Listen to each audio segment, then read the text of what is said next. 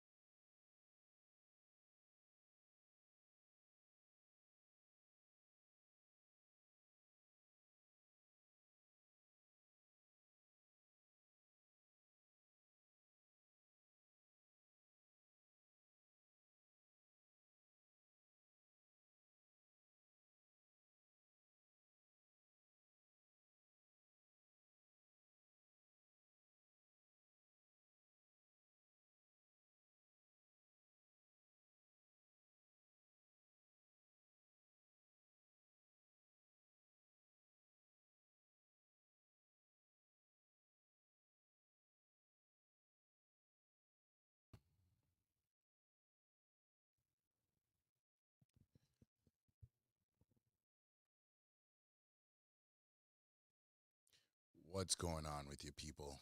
I hope everything is all right. I hope everything is going well today. Um, yeah. You know what the thing is? I dislike the fact that just as soon as you think you got things handled, you think you got things under control, that you know, you really don't. So guys, give me one more second. I just gotta tweak something.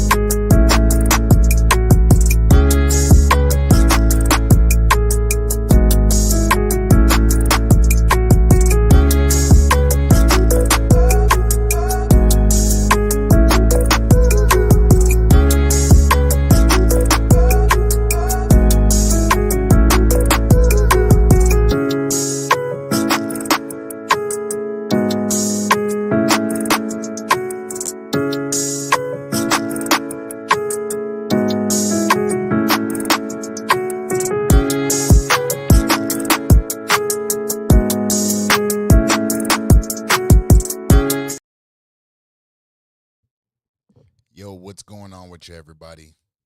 Let me see the ones in the chat, twos in the chat, if y'all can hear me. If y'all can hear me and you're here so far, throw it up in the chat if y'all can hear me. Ones if y'all can hear me, twos if y'all can't hear me.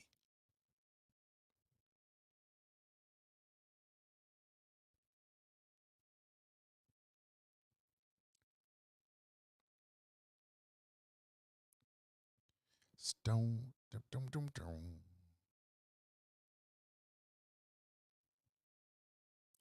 All right. Sophisticated said he can hear me, but it's low. All right. Give me 1 second, guys. Using some new equipment, just trying to make sure we all right.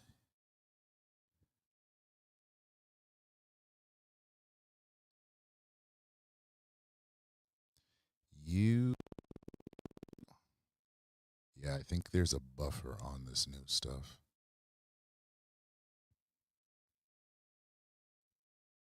Hmm. Give me 1 second.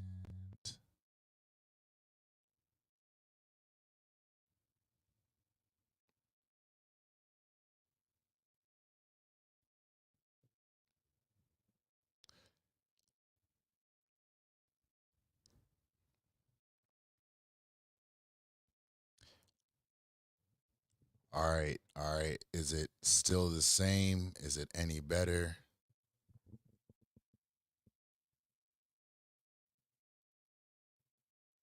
I might have to switch processors. It is what it is, though.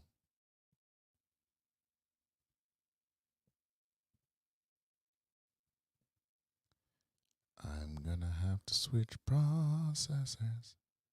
Processors.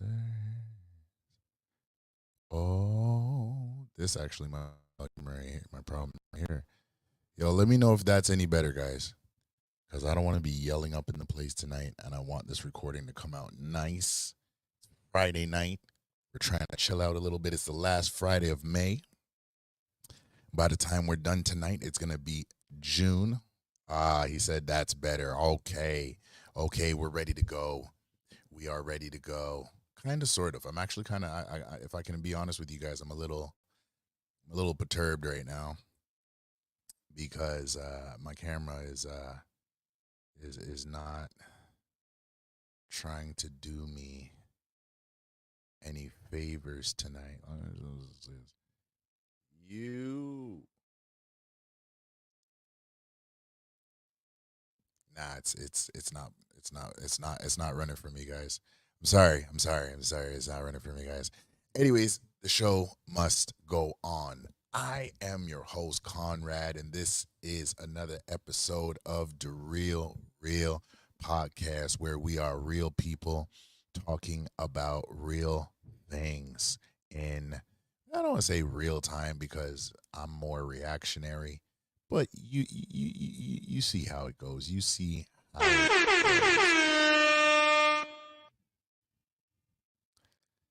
And at the end of the day, we're consistently making advancements on the tech side to be able to bring you the best possible content that we can. And it looks like now that we've upgraded our tech, we're going to be soon.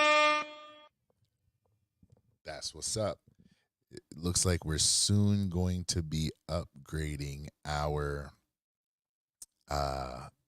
we're soon going to be upgrading our camera and our PC. Well, you know what? I don't want to ruin the surprise, but yeah, we got some things that is going on behind the scenes, And as you guys come in tonight, we're going to be talking about men like you don't exist. Now, I don't want to. We're not going to get into the topic right now because I want to bring back a good old segment of mine. But I hope everybody's doing well. I got one of my boys in the building, and he's got his drink. I got my coffee. I'm sipping on some coffee right now, everybody, because it's been all day. I haven't had a good cup of coffee, so I'm on my coffee right now. But I hope y'all are doing well, and I hope y'all are doing great. As we normally do, again, this is the Real podcast where we are real people talking about having real conversations about real things. You can find us on most of your platforms. We're slowly getting back into TikTok, but we are on Twitter, we are on Facebook, we are on Instagram. Obviously, we're on YouTube. You can find us at the real underscore SCE. That's at DAREALREEL underscore SCE.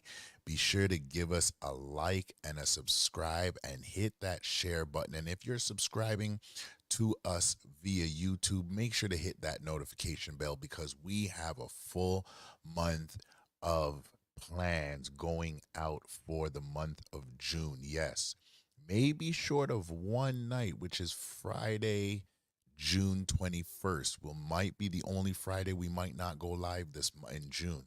And we're gonna ramp it up because we feel that we do have a message that is much needed. We got some really good brothers that have been supporting us, and as I make sure that we over here are a constant support to them, consistency is the call of the day.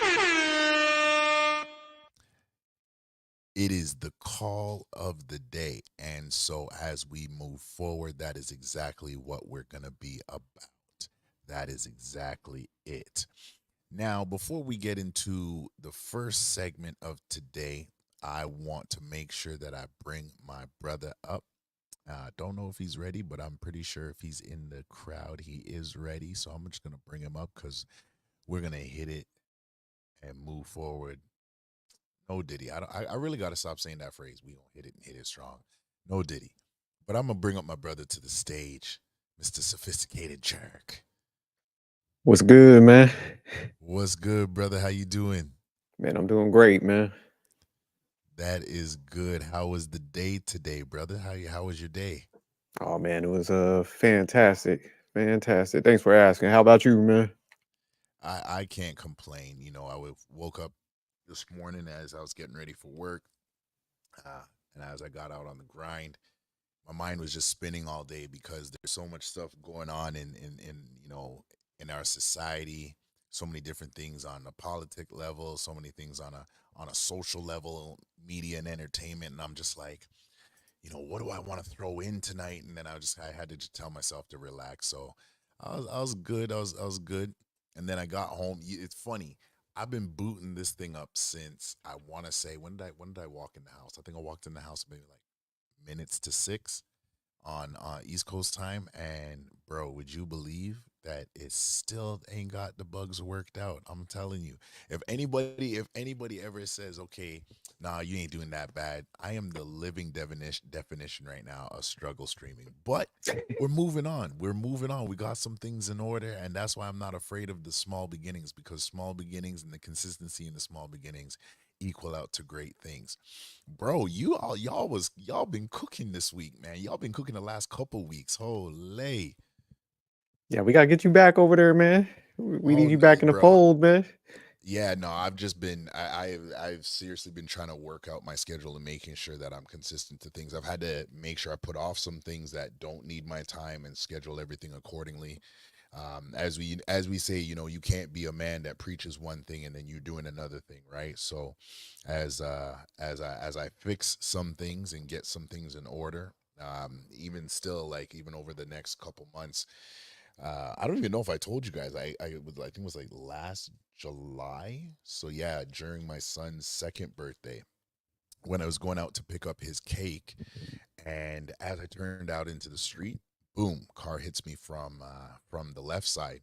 Totally Damn. wrote the car off, and so I've been kind of going through this kind of like, oh, you can go to doctor's visits and you got to put through the claim and do all this stuff, and kind of taken a toll on certain things and messed up my own like regular both business schedule and work schedule and everything else. So as I kind of just get things settled, I'm like, all right, I need to look at all my whole calendar, you know, make sure that I'm accountable, but at the same time making sure that I've got the space to deal with the other things, because I totally agree with what Manic has said. Like, when you have things prioritized, you can't have other things come in and just kind of offset it, especially when they mean something to you. So Yeah, definitely. Next week I'll be out in full effect, and man, you guys have been cooking the last couple of weeks. I've just been sitting there letting my boys in the office. I'm just like, yo, you guys, y'all listen to this. Y'all listen to this. Hey, but y'all, you guys have been having some real deep conversations. Yo, question: did you get a chance to check out at all DJ Hamp's live stream? I want to say today's Friday, so from Wednesday afternoon. Yeah, yeah. I was looking at one today, and I think I don't know if it was Wednesday or the Did day you is that before that, but nah, yeah, definitely he has some very good streams. bro? He had okay. So this one lady, she jumped on the panel and she was from Canada, and I was actually on the Oh, way okay, home. yeah, because I saw you in the Yeah, chat. I yeah, know you was about because I was gonna bro. ask you I about was the whole Canada thing. losing it because and I'm actually gonna react to this next week, um, because I'm hoping that I can find her between now and then because she got as they would say, Lou, she got some splaining to do.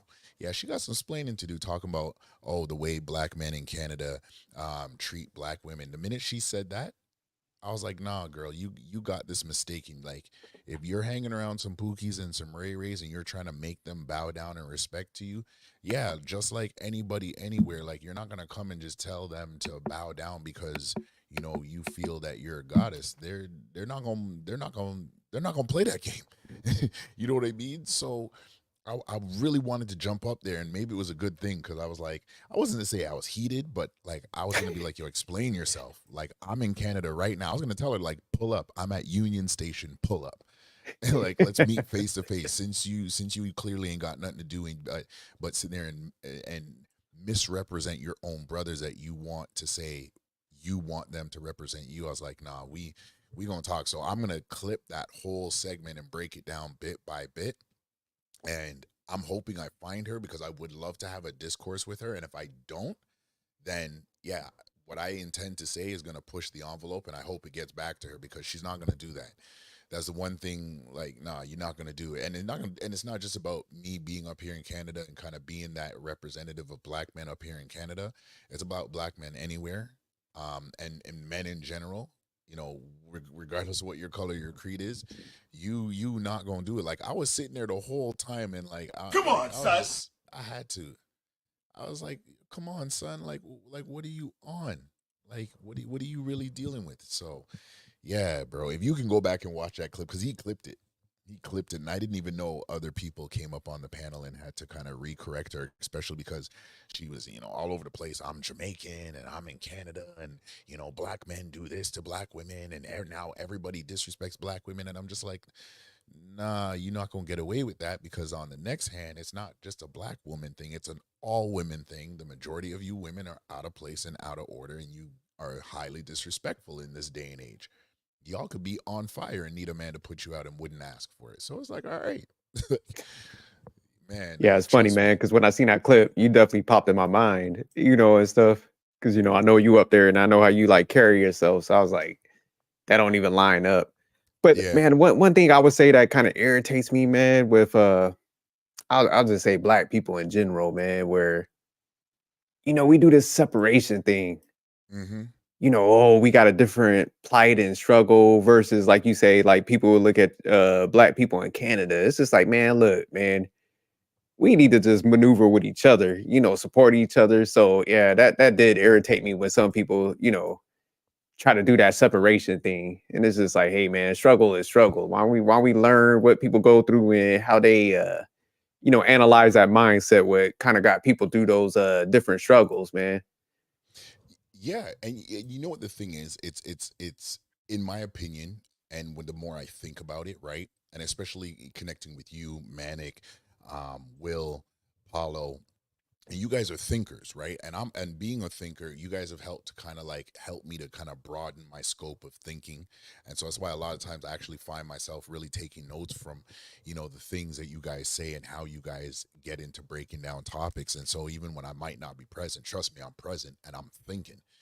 But like even that aspect of that separation, I feel like that, as I've said before, that I think people like their trauma, and so they try to individualize or create their trauma, or I should say present their trauma as like a specialty trauma, right? So like it's similar to when we are on panels and there may be, we have a good representation from the women, and they're out there and they're like, oh well, I've been through this, or I just went through this, and because I went through this, I ain't gonna take this, and I'm not gonna do this. And it's just like, okay, before we get to what you're not gonna take and what you're not gonna settle for and what you learned, let's back up a little bit.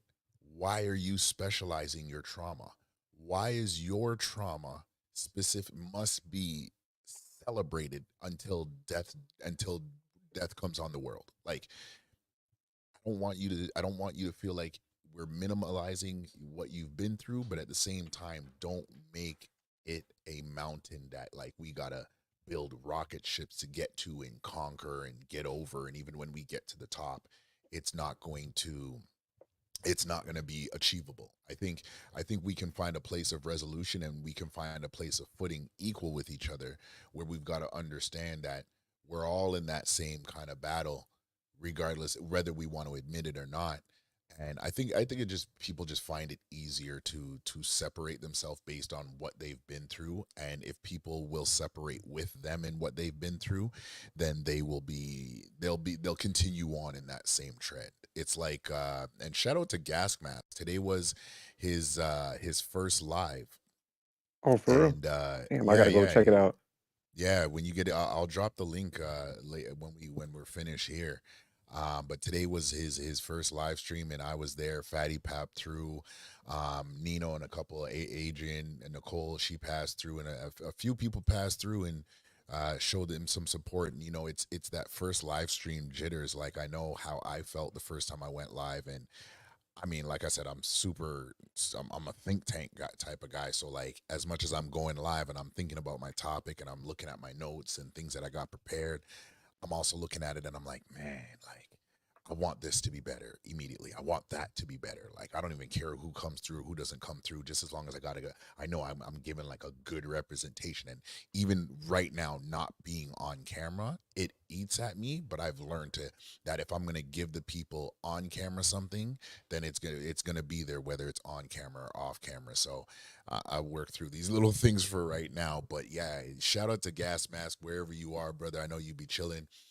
If you see this later on, shout out to you. I'm really proud of you, homie. He actually hit us up at 9, just after his show at 9, about 9:19, and gave us the 100. So I really appreciate that. He's a good guy, man. He's a great guy. So, and he's on the Eminem. He's always on Masculine Mindset.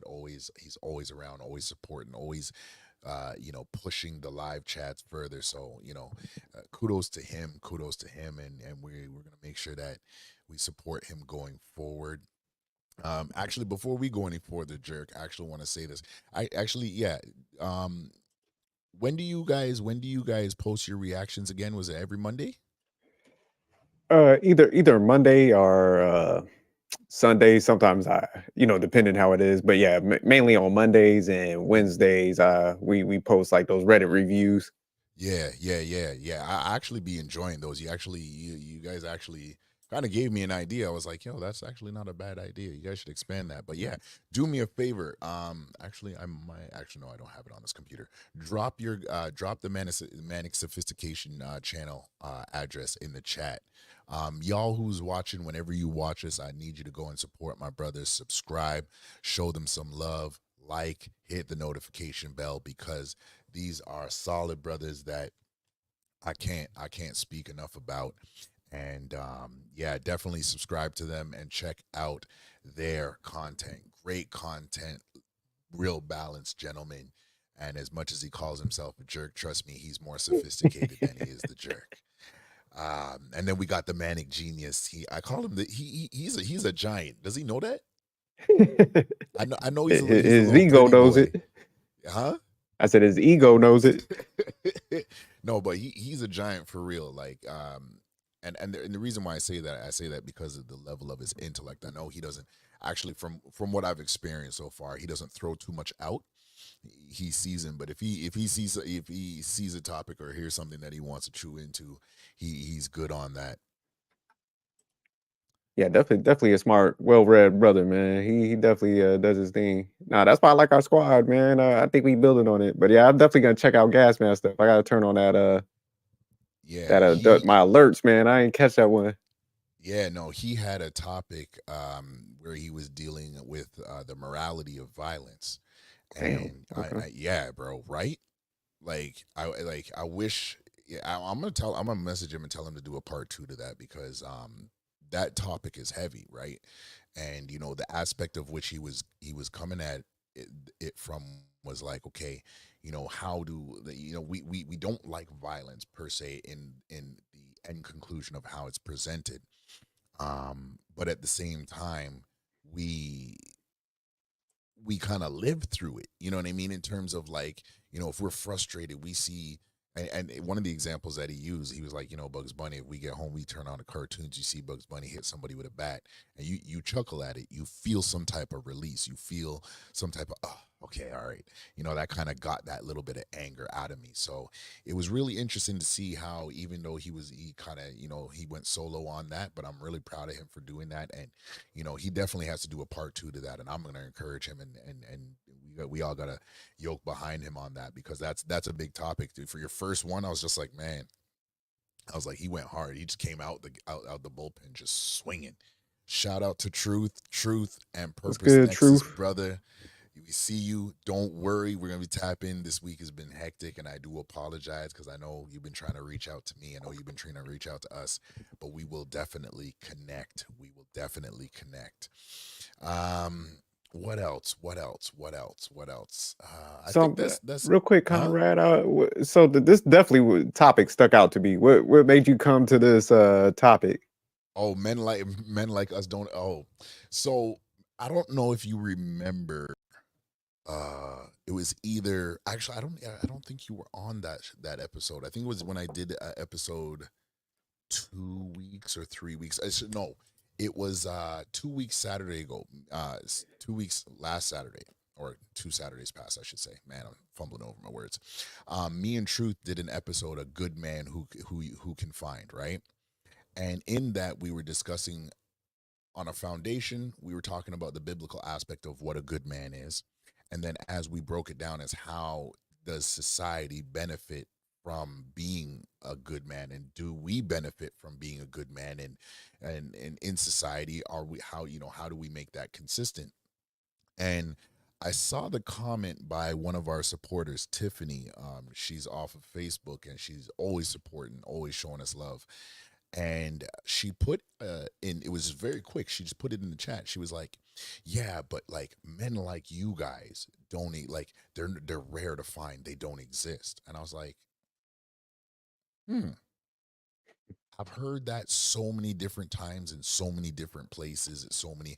And I mean, like, I'm to be transparent, the majority of the time when I hear that phrase, I attribute it to the friend zone, because when I was in my dating stages and like in my 20s, and girls would say that, oh, like, you're such a good guy, I wish I could find a guy like you. Like, immediately I was shut down. I was like, uh-huh, okay, cool. Like they didn't even know that they were getting ready to never hear from me again. Because like, as we talk about, and I love that Manic said this, that his time is precious, his time is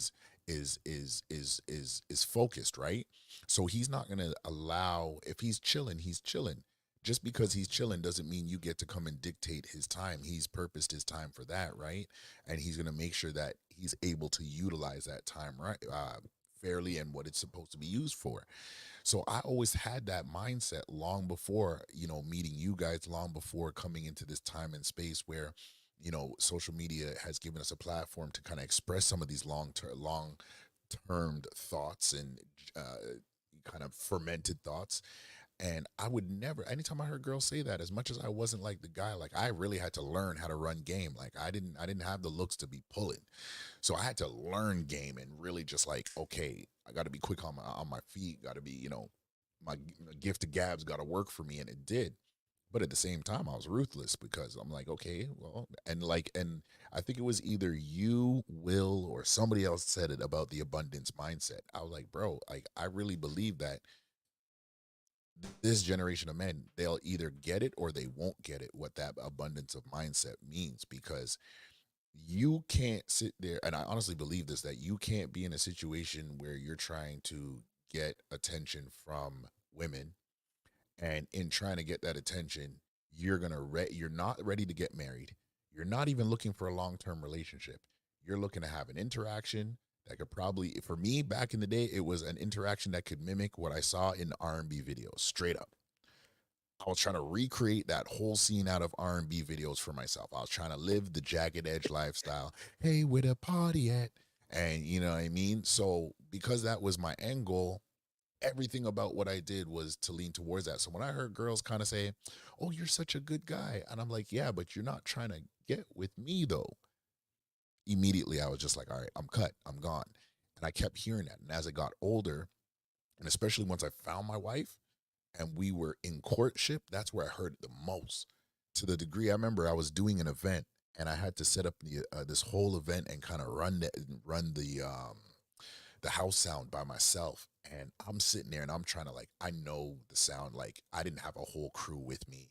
Like equipment we needed was like broken down, and we had to make the most out of everything out of nothing. And I'm sitting there cracking jokes and I'm trying to keep people happy and I'm trying to keep the artist's mind off this and that and what's not going right. And I'm working with this next girl who's doing media for one of the artists that showed up, and she's just cracking jokes. And she goes and talks to one of my godson's mother. She goes and inquire, and my godson's mother goes like, "Hey, he's off limits." And she's like, "Man, where am I gonna? I wish I could find a guy like him that was single." And I was just like, "Yo, like you guys encounter, like women encounter men like me, if not better than me, all the time. What do you mean you can't find men like me?" So when I thought back on all of those, when I saw Tiffany post that comment, when I think back on all of these things, that's where it came from, and that's kind of like what that topic came, because I feel like today's generation of young guys, that's what they're dealing with, right? And they feel like they can't navigate. They feel like they can't navigate, this dating market. And to on one degree, I agree with Manic what he said about this generation in time. It's easier to have intimate interactions, and I'm cleaning up my speech because specifically my daughter's around. um, it's easy to have intimate interactions rather than relationships. I think both are easy, but that's just my own, you know, scope on things. But yeah, ultimately that's where the topic came from. It's just experience plus, seeing these comments, and actually there's a video that I'm pretty sure you've already seen it at least once or twice this week that we're gonna break down and talk about in a bit. But that also kind of triggered it, and I was laughing at this person, especially this.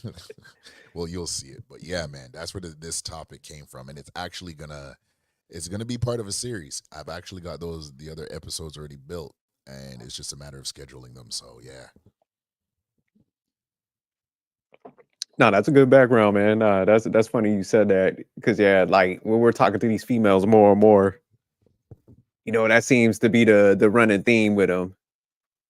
So it's almost like they kind of got like tunnel vision because, like you were saying, it's like, man, just even me personally, and I know you probably got Mhm. the same thing where it's just like, man, there's so many good dudes around that got their stuff together, but it's just Yep. like, man, when they set those I'll say preferences and Hmm. things they looking for, man, their ability to just like narrow everybody out of that like realm is almost like it needs to be studied. Because with guys, at least with us, we'll have like some basic preferences, but man, the extremes we could go to, like when we see like a just an attractive female that's nice, man, one could be like white, the next one could be like black, one could be Hmm. from India. We just don't care. We're just like, damn, okay, that's a good person. We Yeah. recognize it, but like, hey, man, it might not have been my like number one preference, but you know what? I'm gonna entertain this because of the qualities and stuff. So Yeah. yeah, no, I think this is a good series, man. Because I think we do got to start highlighting that for them. Because yeah, they'll say that like like it's gospel. Like, oh, I can't find no good man. I don't know. I had never seen one like you. We're like, man, you know how many times we done been rejected out here? Right?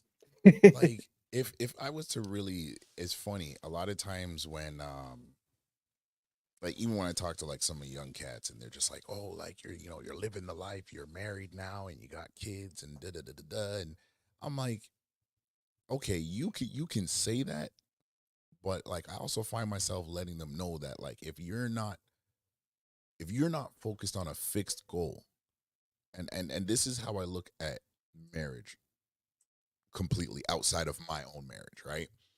If you are not on a fixed purpose, on a fixed goal, maybe just maybe marriage is not for you.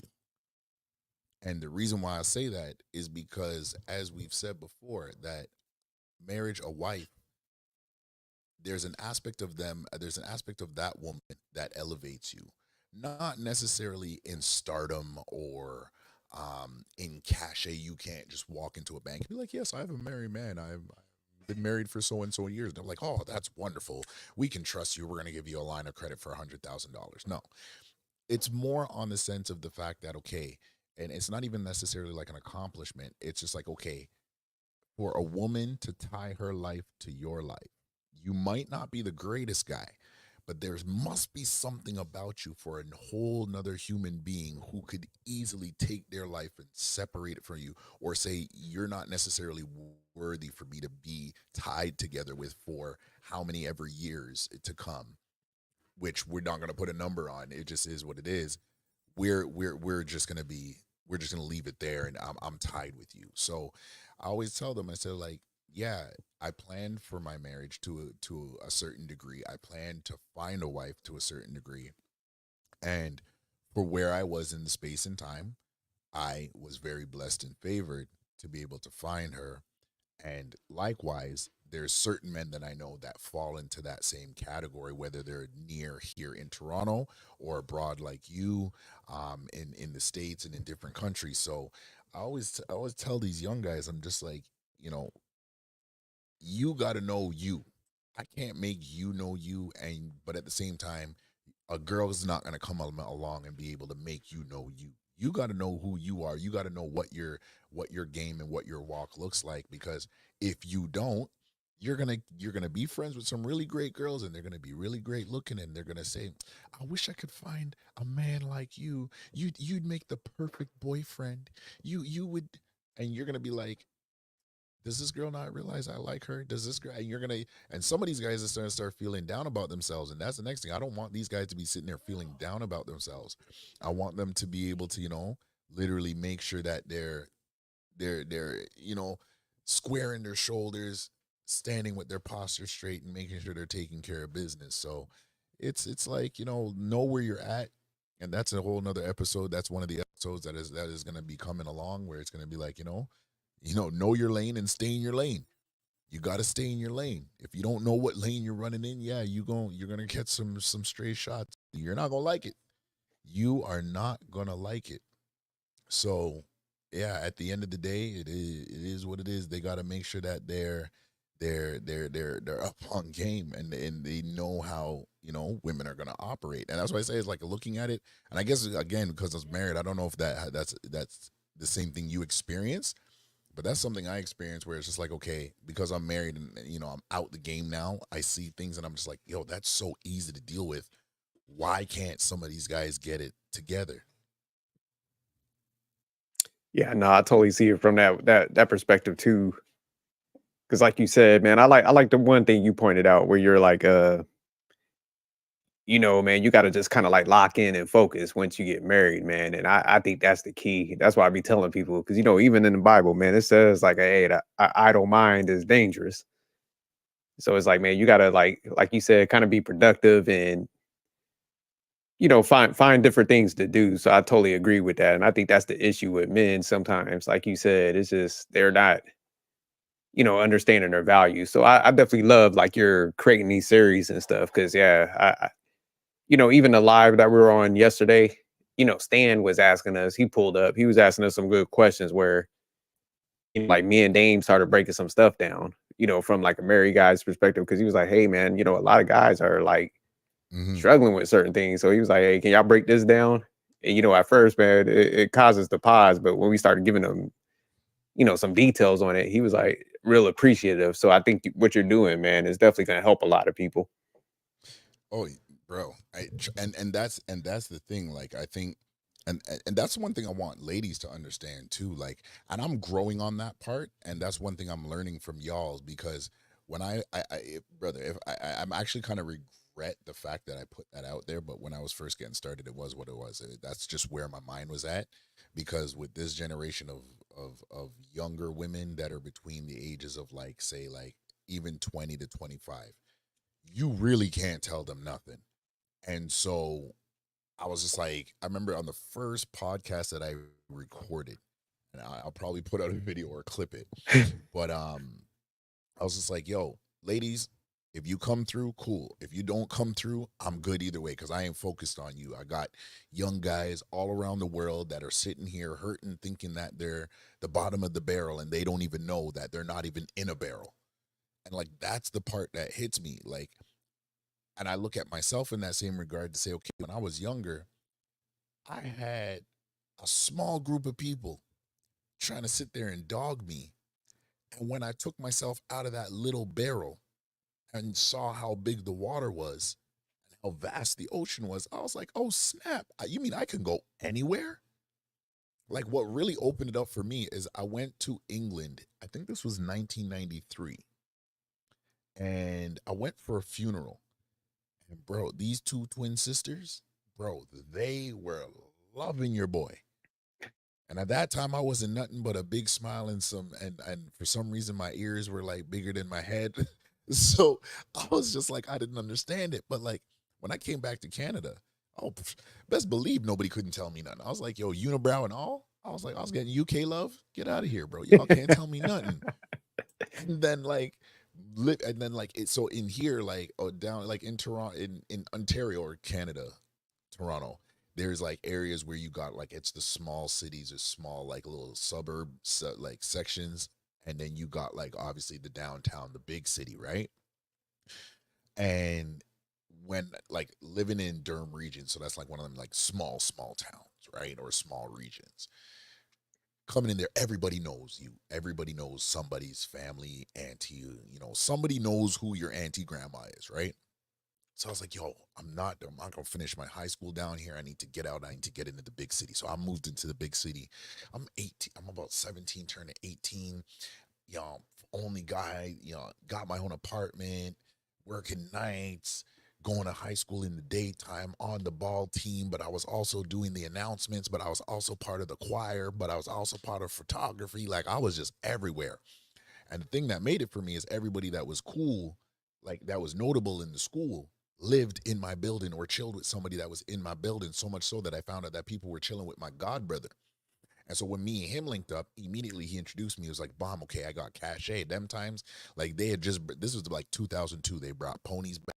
So I had my low top ponies, white with the black check on it. I had my low top fade, and we were going to uniform school, white press shirt, black khaki pants. I was like, I was living, bro. I walked up in that school and it was to the point where I had to announce. I was like, I'm not gonna date anybody. I'm not gonna be no boyfriend, no girlfriend with nobody, but I will flirt with all the girls that I think I would love to. I would have loved to date you if I was in the dating mindset and be serious just with just you, but I'm not. So if I flirt with you, it is not malicious. I just want you to know it's coming from a good place. And like, once I saw that, because even this whole generation in this day and time when they're like, oh, men can't tell girls the truth. I'm like, yes, we can. You just got to be woman enough to accept it. If I tell you that I like how you look and I just want to have a drink with you, I legitimately mean that. Now, the other side of that may be, and this is something that, we're going to get into as we go into the topic, but there's a segment I want us to hit first, and then we're going to hit the video. Um, but yeah, like, are women really ready for men to be as honest as they want us to be? And then the other side of that question is like, okay, do you understand that a man being honest is not about his delivery? Because oftentimes you can tell a woman honestly the right thing in the right way, and she will not listen to you and still run into danger. And I've said this to other young guys in my mentor group, that if you are the bad guy that you're trying to warn her about and she's not listening to you, there is some part of you that is going to come to a divide in that road. And you're going to be like, do I continue to be the good guy and really push her away? Or do I just give in and take the spoils and just ruin the kingdom? And oftentimes, I do believe that why so many guys do get the label of jerks is because, or users, is because at some point we've given into the fact that these women not going to listen in terms of a single dating concept. And for us that are married, we even, I'm pretty sure you have a couple stories where you're just looking at people like, yo, girl, I'm married. Like, what are you trying to, why? Are you not thinking right now? Like, what are you doing? Yeah, nah, you're spot on. I mean, like you said, man, when people talk about tone, it's like a diversion tactic. Mm-hmm. Because, like you said, it's like, man, they just don't want the truth in any form. Because like I just know how you operate, and even myself, man, we know how to break things down. We're logical, man. We know how to use the right tone, and man, you know how many times people don't want to hear the truth. So I think it's like the polite thing to say in society where Yeah. people got to say that they want the truth, but behind the scenes, it's like, man, I think a lot of people know what they want to do. They play A like few naive and moments ignorant. later. They play naive and ignorant, but it's just like they don't want that truth, man. Like you Oh said. no. Yeah, nah. You know what the thing is, and like again, I pick on so many stories that like again before I found my wife, before we started entering even into courtship, the amount of times I had to sit there and just be like I remember this one girl, and this is when I knew things was getting bad, and I really had to make sure I was out the game for like for real, for real. So one girl said to me, she was like, "Oh, Conrad, I see what I want.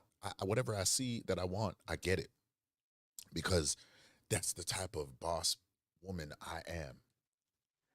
Now, she doesn't even understand that I was with her up until she said boss woman. And then because she said boss woman, it made me go back and verify everything that she said prior to that. So I'm sitting there now and I'm just like, okay, little woman. Let's break this down. I said, yeah, but what if I tell you that what you want is gonna hurt you? Now I'm subliminally speaking about myself. She goes, "Oh no, I'm a pretty good judge of character. I wouldn't do that." So I switch I'm trying to let her down easy.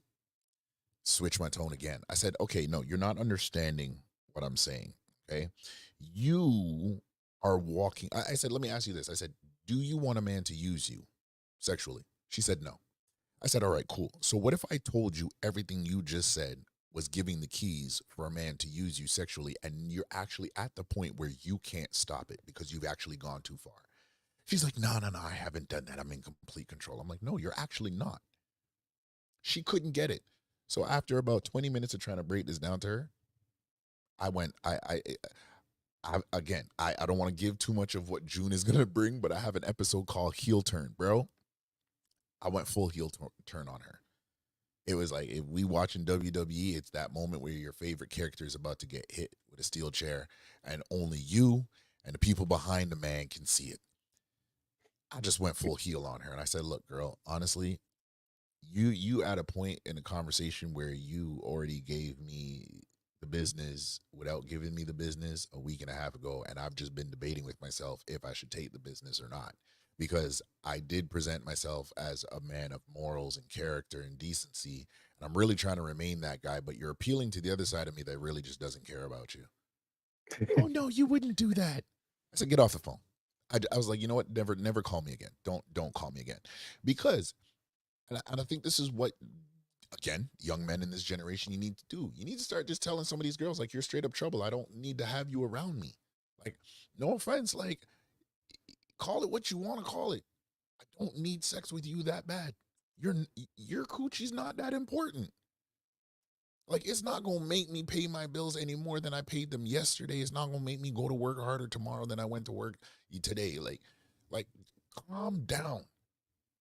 So when we talk about like this topic, men like you don't exist.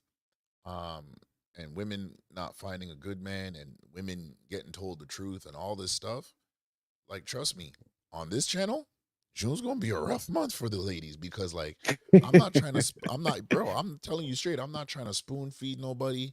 In terms the ladies, I want them to learn like they're my daughter. I'm not trying to teach them like, oh, I'm trying to be a gentleman and hold it. I'll hold the door, I'll pull out the chairs and seat you at the table and hit you with a pie right in your face because y'all they like I really feel like they need to learn.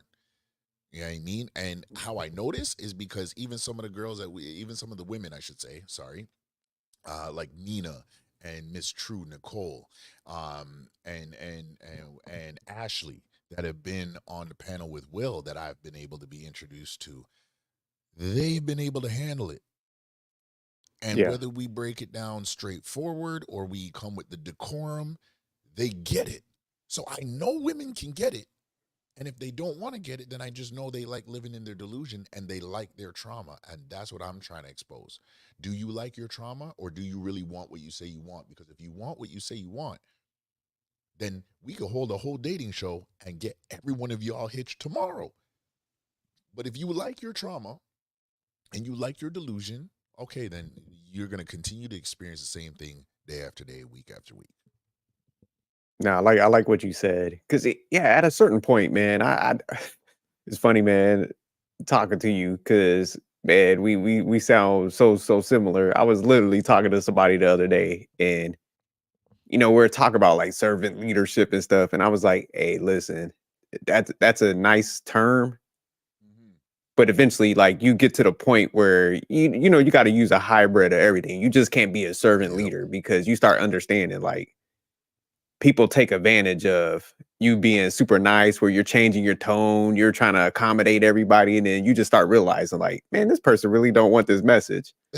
So it's just like, man, like like you said, it's like, man, you start getting a little short with them because you start understanding like the value of time. You're like, Mm-hmm. hey, look, I'm coming from a genuine place of trying to help you out.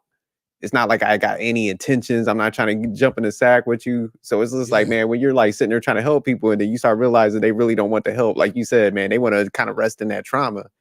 It's just like, man, you got to cut them off, man, because time is just too short. You could be pumping that time into somebody that, like you said, right when you start talking to them and, just any tone, they just want growth so bad that they don't care. They're just like, hey, give it to me.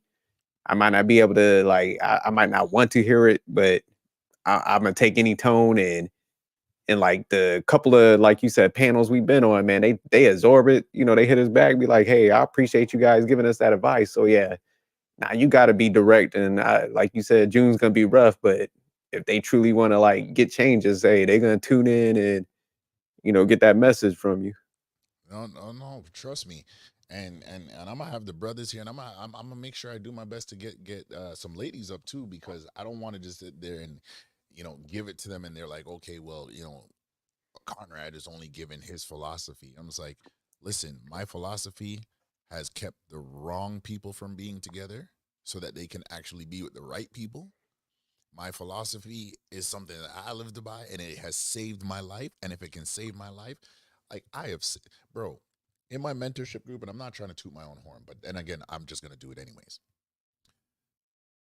When I started mentoring, I want to say back in 2013, 2014, young black guys like myself, like us, um, kind of trying to navigate home, but then they're in the church. And at the same time, as much as the church is a great place to, well, you're supposed to be able to, as a young man, to learn balance and learn discernment, and how to be sober minded. At the same time, you're presented with a very, very brief window of social interaction that will skew your mindset, both older and in your own age group. And so in dealing in hearing complaints from the older like elders in the church, and hearing the mothers, I was like, all right, let me start this mentorship group, have these young guys come out, I'm gonna feed them, get them some food, and then we're gonna talk about some real stuff. And I remember one day I was just like, yo, how much you guys are ready, like before the pastor finishes his sermon, you've already lined up a girl that you could sleep with. And about out of a group of 10, 9 raised their hand.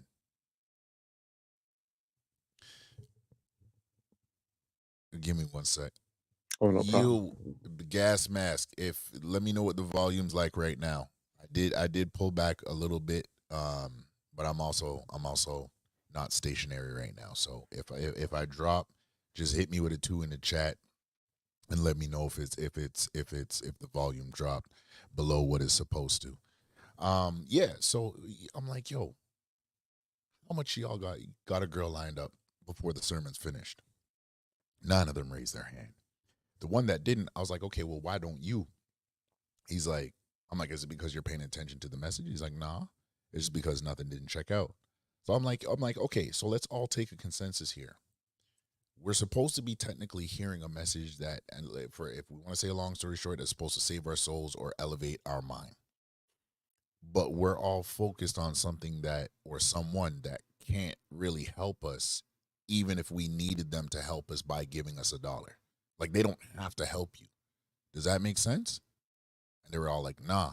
I'm like, okay, then here's my first point to you. You have to be able to prioritize who you're giving your attention to and how you're going to give them your attention. Because if she knows you're at church and you're not listening to the what's being said to elevate your mind, then chances are you're going to fall in the same proverbial pit that the pastor's talking about, and you're going to look up one day and be like, man, how did I get here? And the more I started to talk to them on that and started to peel back the layers of the so-called onion and say, okay, like, how many of y'all feel like you don't know how to interact with women? All of them raised their hand. Okay, but I'm like, let's paint this as the Garden of Adam and Eve, except you're not man and wife, you're mother and son. All of them look at me sideways. I was like, okay, your mom is Eve and you're Adam. So the first woman that you're gonna learn relationship things from in terms of how to be a consistent man, in terms of how to be a man of your word, in terms of making sure that you are about your business. You're a man of your word, a woman that you're a man that a woman can respect. As the first place is gonna get that from is your mom. Because if your mom can't respect you, then bro, most women, that's gonna be a telltale sign that you have an uphill battle with most women outside your home. And as they started correcting things, their moms would come to me. I was like, hey, Conrad, what did you do to my son? I was like, why? What happened? He's a different person now. I'm like, okay, why? What happened? Yo, he's more attentive. He tells me that he loves me. He's talking to me. He's seeing if I'm okay. He's taking the time to listen to me, and then he's handling his business at home. His grades are going up. I'm like, yeah, because I taught him how to handle business. And this is the presence of a man. So when women sit there to men and say, "Oh, there's men like you don't exist," okay, well then maybe you shouldn't be saying that. Maybe you should be asking us, how do I identify men like you with the same traits? What can you really show me? How do I have to navigate this? Do I have to be willing to take a no to be able to get a yes? And that's something that as we go in the month of June, we're going to be discussing at large. Shout out to everybody who's going to be tuning in, watching this. We're about to head into a segment that I want to bring back to Jerk. This is going to be the first time I think you're the first person to actually be on the live experiencing this segment. And I call this segment the One Hitter Quitter. That Oh is, shit. yeah. It's a couple of quick topics that, kind of run through my mind, kind of, the fluffy social media stuff. For all the viewers, this segment is rated R, real for realism, real talk, real vibes, real personality, real-ish, not suitable for the faint at heart. And so yeah, bro. Trust me. When I say, I'm proud of myself because in certain cases I put, certain hits. Like you'll see my personality in certain places, right? Um, okay. First thing I want to hit, and I don't know if you know about the situation, but I definitely want to get your opinion on it. So that is, I don't even remember this guy, Jalen Green. That's his name. Yeah, Jalen Green and Okay. Drea Michelle. When I found out about this whole situation, and so I'm just for everybody watching And we're going to have an episode on this channel where we break down what these terminologies mean, and specifically simp, because I've heard in different spaces on different platforms, and I'm not saying they're wrong, but I am going to say that I don't necessarily agree with what was defined. Okay.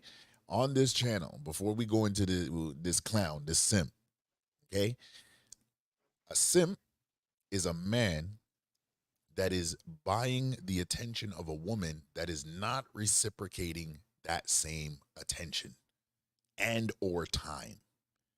He's trying to get to her, he's trying to get to her, he's trying to get to her.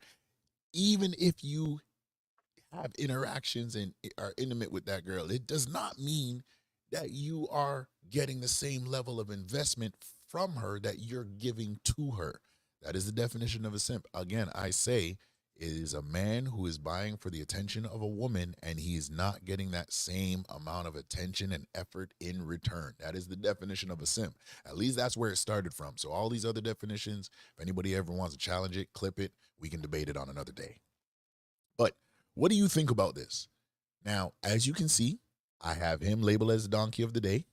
There's a couple people in this segment that are labeled the donkey of the day. Shout out to the Breakfast Club, even though I don't really ride for them. But shout out to the Breakfast Club. This is their phrase, but I like it, so I'm using it. Hopefully they don't have it trademarked, because I ain't got no money for them to take, at least not right now. Yes, I believe Jalen Green. This man's been my donkey of the day for like the last 4 months running. I'm sorry, I can't get over this, because I look at him like he's my son. Okay, and then Drea is, unfortunately,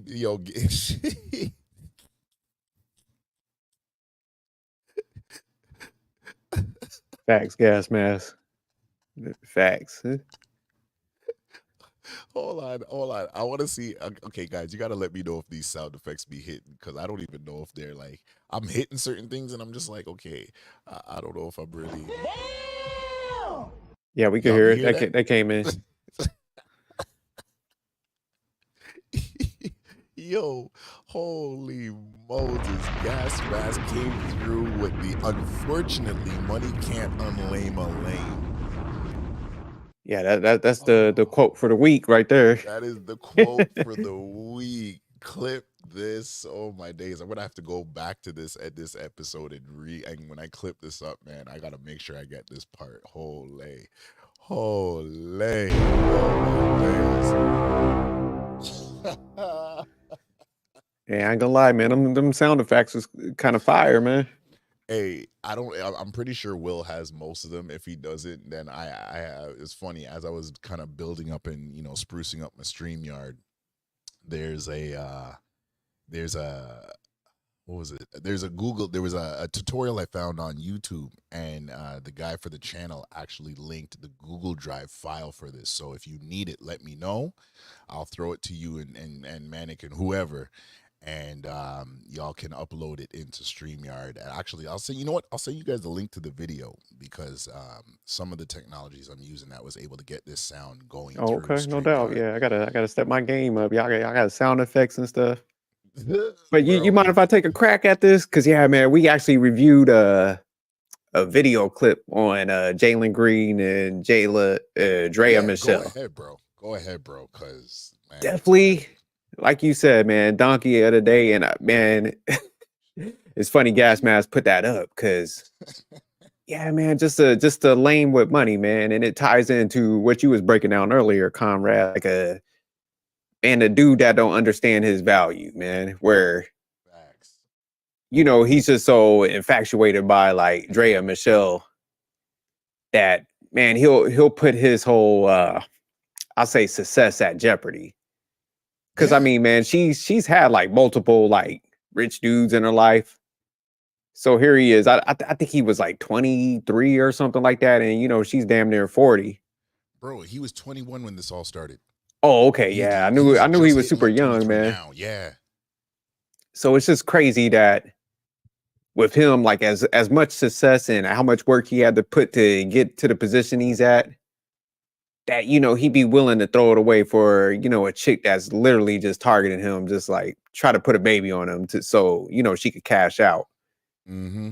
And so now Mm-hmm. he's had to deal with that effect. I think he has another situation going on, and it's just like, man, the way we talk about legacy and stuff, it's just it's crazy. It's like, man, now you have to entertain, like, you're attached to these women for 18 years, man.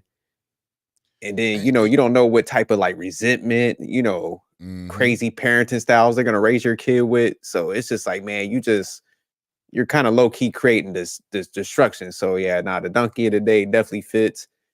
That's why I was like, man, I'm glad you having these talks, man, because not only do we need to get guys on the right path, man, they need some game. That's the Yeah, sad like thing, and not game as to like go out there and try to sleep with a bunch of women, but it's just to have the understanding, the awareness of like, facts. how you fit into society, how to spot like certain chicks that's just coming in there to, like take from your legacy, man, the kingdom you trying to build. So it's just, yeah, it's kind of sad, man, when you kind of think about this stuff. No, oh, and you know what the thing is? Like, I'm not trying to make myself seem like, I'm holier than thou. I said that the first time because I did one of my first 6 actual just podcasts, like put it out on there on Google Streams, and I'll repost. There's, bro, when I say I got a lot of content to repost, um, but the first episode, I don't know if you remember when Zion Williamson was going through his thing with Mariah Mills, and then John Morant was going through his whole thing with the gun and the court case with the beating up the kid at his house and whatnot. I did an episode called Guns and Buns on those two. And it was, again, I've been dealing with this since like I first started podcasting, about talking about the aspect to, men all over the world saying like, yo, we gotta wake up. And like we can't just sit there and I'm dead serious, bro. Like I'm maybe I'm a little fanatic with it, or radical, as some people would say. Like, I'm not buying your jersey if you're simping. I'm sorry, I don't care who you are. I'm not buying your CD. I'm not listening to your music, because there's some part of your foolish mindset. I don't want that anywhere around my aura. I don't want that anywhere around the peoples I chill with. And I'm not telling you, saying that you or Manic and everybody to be around Conrad has to flex like Conrad. No. But you best believe that I will be the filter in case you miss something. Oh, I'm gonna filter the hell out of that. I'm gonna filter it because, bro, and I'm gonna filter it in a way that I hope nobody likes it too, because I want yeah, yeah, it's that wake up, that pimp slap, like wake the hell up, like I'm trying to talk to you, like wake up, like do you not see what's going on? And so when I look at when I first heard about this situation, like like I wanted to get at her first, but I got at him first because this actually is another topic of mine. Or I should say something I've always pondered, right? And the difference between the NBA and the NFL as a business. Now, both of them will always use the aspect of you know, these young guys as pushing their product further, advertising the sport, etc., athleticism, etc., showmanship, charisma, etc. But the one thing I have to rate the NFL about, that the NBA needs to actually adopt into their draft program, is there's an actual leadership and like kind of not a male development, but like a leadership and life development part of the draftees process in coming into the NFL, where they talk to you about legacy, planning for your career post the NFL at any given point, whether you get injured or you retire, or injuries just become too nagging and you just unfortunately cannot finish your career. Whatever the end of your career looks like, they actually walk you through a part of it for you to be able to understand how you're going to address yourself. And I think that's big. I think that's big. Now, Deion Sanders tried to touch on something, I think, when he was when he was coaching at, was it Colorado? No, Jackson State. When he's coaching at Jackson State, and he brought in, what was that girl's name? Brittany Renner. Now, in my opinion, good idea, great idea, but wrong female to bring in. And the reason why I say that is because I'm not going to bring a shark, okay, into a pool of salmon, overgrown salmon at that, and say, talk to these kids, talk to your meal. So, great idea. Teach these young guys, get a girl who's, I mean, and I'm just gonna say it like this again because this is the real. We are real people having real conversations about real things. I would never bring Brittany Renner to my team to teach my team of guys how to stay away from girls like her when it's girls like her who wrote the game on being the female predator of how to get what you want. I don't care what tears you cry later on down the road. I don't care how you forgiven. There are certain things, and ladies, y'all just gotta notice. If you're listening to this part, somebody clip it, send it to a female, send it to your cousin, send it to your auntie, send it to somebody. There are certain things you cannot come back from in life. Just like men, there's certain things that we can't come back from in life. There are certain things you can't come back from in life. And ladies, once you are labeled as a user, I don't care. I'm not gonna butter it up and call you no gold digger because I feel like that's a term of endearment nowadays. Once you are labeled as a user, you are a leech, you are a parasite. You can't come back from that. There is no man that can redeem you. And how do we know this? How do we know this? Okay, we're going to touch on some celebrities later on, but just saying, we got enough examples out there. Yeah, Drea Michelle, she a clown. She a clown because at the end of the day, she gonna have her third kid, and her third kid or fourth kid or how many ever kids she got is her baby daddy is nothing but 2 to 3 years older than her oldest son. Now, if Damn. that ain't clown material, then I don't know what is. Y'all will ladies be walking around here acting crazy, trying to talk about, well, if men can go do the game and play the game, then we can do it too. Do y'all not know that there's rules to this? I had to break, jerk, I had to break this down to a girl at my office. And I said, yo, do y'all know that men shame men? You see, the problem is because y'all don't see us shame men in public the way y'all get shamed in public. Y'all think that men, we just be daps and everybody that just be, running up the numbers and their so-called sexual cachet.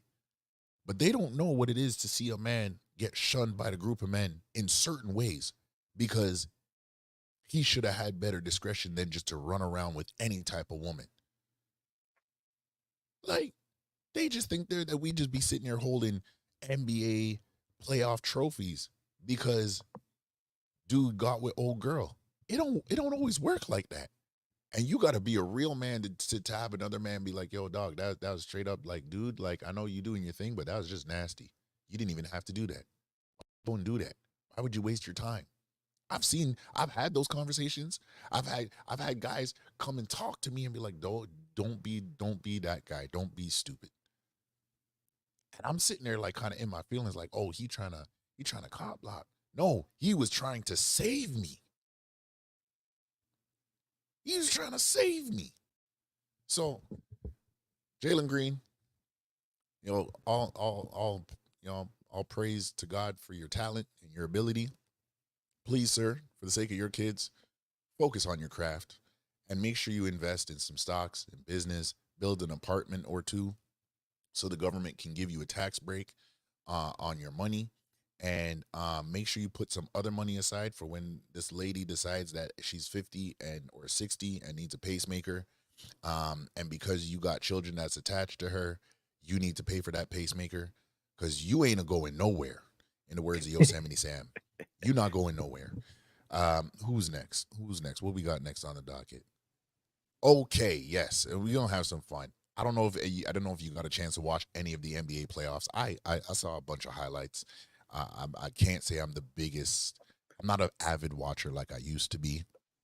But bro, the way New York beat up on Philadelphia, if we've got any New York watchers, if we got any Philadelphia watchers, I'm not bandwagoning because my team didn't even make it to the playoffs.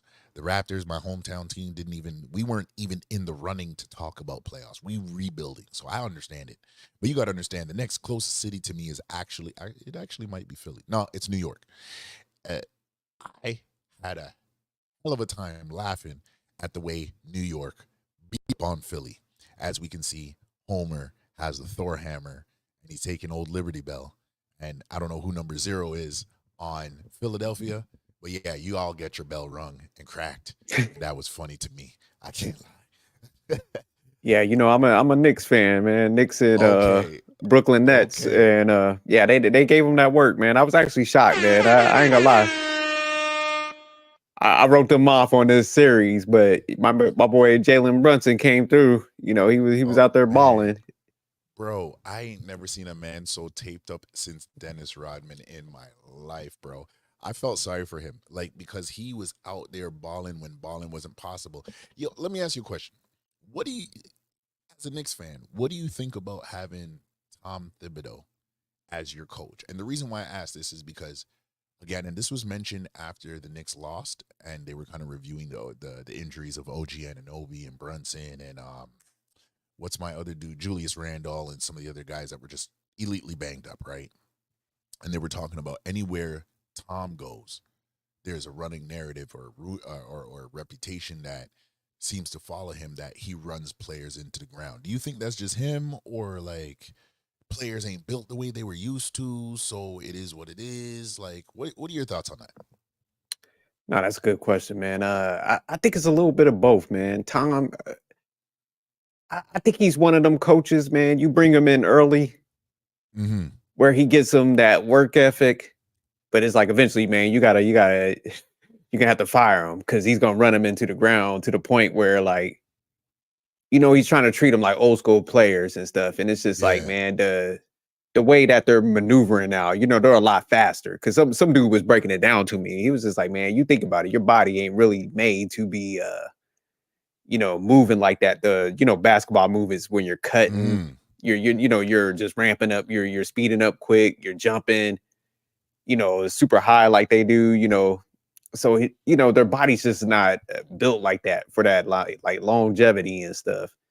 No, And it's he's yo. like, you know, super hard with the practices to the point where, you know, they're Mm-hmm. just breaking down even faster. So yeah, they got to get my man up out of there. Like, he's good to bring him in for like a foundational component, give him that with like ethics, but after that, man, Mm-hmm. he's got to go because he'll run him to the ground. Then, you know, that's when they all want to like rotate off the team. They want to go find other teams Yep. because they're just like, hey man, this is just too rough and stuff. Yeah. No, and it's funny that you mentioned that because that was actually exactly what I was thinking about in terms of the aspect of him, like his practice is like, okay, you're on a back to back games. You flying across the country, right? You get back to your home state, and you still got a 2 hour practice. Like I remember when he was coaching Chicago, as much as I was a Miami Heat fan, or as in to say I was a LeBron fan that became a Miami Heat fan because he went to Miami. Um, when he was running them into the ground, and he was just sitting there like, okay, dude, and he was sitting there like, dude, okay, you got Derrick Rose blowing out his kneecap. Like, come on, son. Like, legitimately, come on, son. Come on. We're going to take a quick commercial break. If you haven't not hit the notification bell, if you have not hit the like button, if you have not shared, hell, I'll be honest, if you have not invited somebody to this stream, you need to do us a favor and give us the HBO special. You need to do us a favor. Please do us a favor. Please do us a favor and hit the notification bell. Hit the like button. Hit that share button so and we can get all these things out.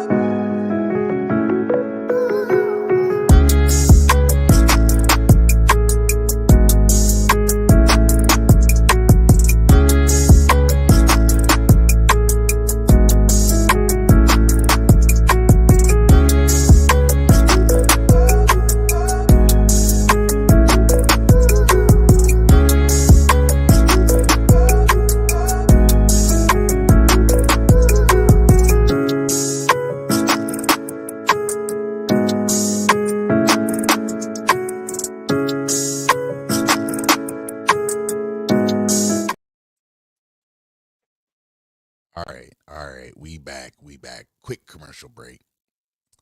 Yeah, man. Like, I don't know.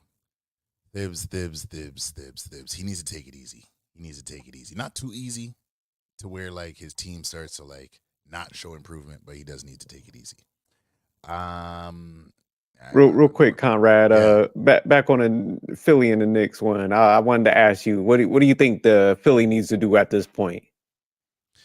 Oh, Philly, they need to bring in somebody. Like they may not want to, and Joel Embiid, but like, see, here's the problem with Joel Embiid. He has a traditional center body, and he's playing in a new age game from the perimeter. And like you said, the aspect of, in his case, the aspect of being in a situation where he is depending on speed and cut in certain movements at his height and at his weight is just not, it's really not going to work for him. It is really not going to work for him. And it's not to diss him, but it's to the aspect where, yeah, gas mask, we weren't gone yet, bro. We weren't gone. I'm trying to give you some ideas. I'm trying to give you some ideas, bro. Um, yeah. So we like Philly needs to really look at their team. And like there's certain guys I feel like that are untouchable. I think they still have Tyrese Maxey, if I'm not mistaken. If they do, then he needs to remain untouchable right now. But they're talking about going to get somebody like Jimmy Butler, who is, I believe, he's a free agent this season. And in my opinion, that's not the route to go. Why? Because he's again knee issues. Now, where did those Yeah, knee issues stem from? Tom Thibodeau in Chicago. Like, like so you can't. no, that's It's funny. not. Yeah, like it's not wise to go get him. But I mean, that's just been what's rumored. Then they were talking about going to get LeBron and drafting Bronny. Now, the only way you do that, in my opinion, is if you literally have at least one draft pick that you're just going to waste because you're going to bring his son there, develop his son for the long term, and then bring LeBron in to finish his career, which again, it doesn't make sense because the only thing that might guarantee you is an Eastern Conference Finals appearance, which you've already been there. So if the goal is to get Philly to a place where they haven't been since AI in terms of Allen Iverson, and that's the finals, then you got to look at who, like Tobias Harris. When they signed him to that contract, why would you do that? Like, Yeah, I if didn't anybody, understand that move, man.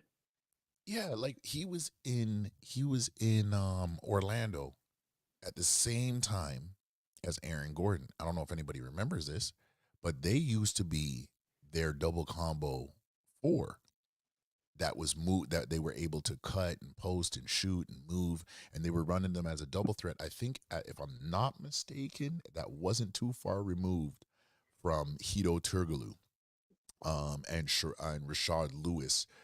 So you're looking at maybe like a 2 to 3 year difference in terms of teams, and I think the when you bring in an Aaron Gordon, I think that's the year after Dwight had already left, or 2 years after Dwight had left. So overall, I'm like, for Philly, going back to their makeup, they've got to really really tool it and stop trying to build their team like a traditional workhorse team.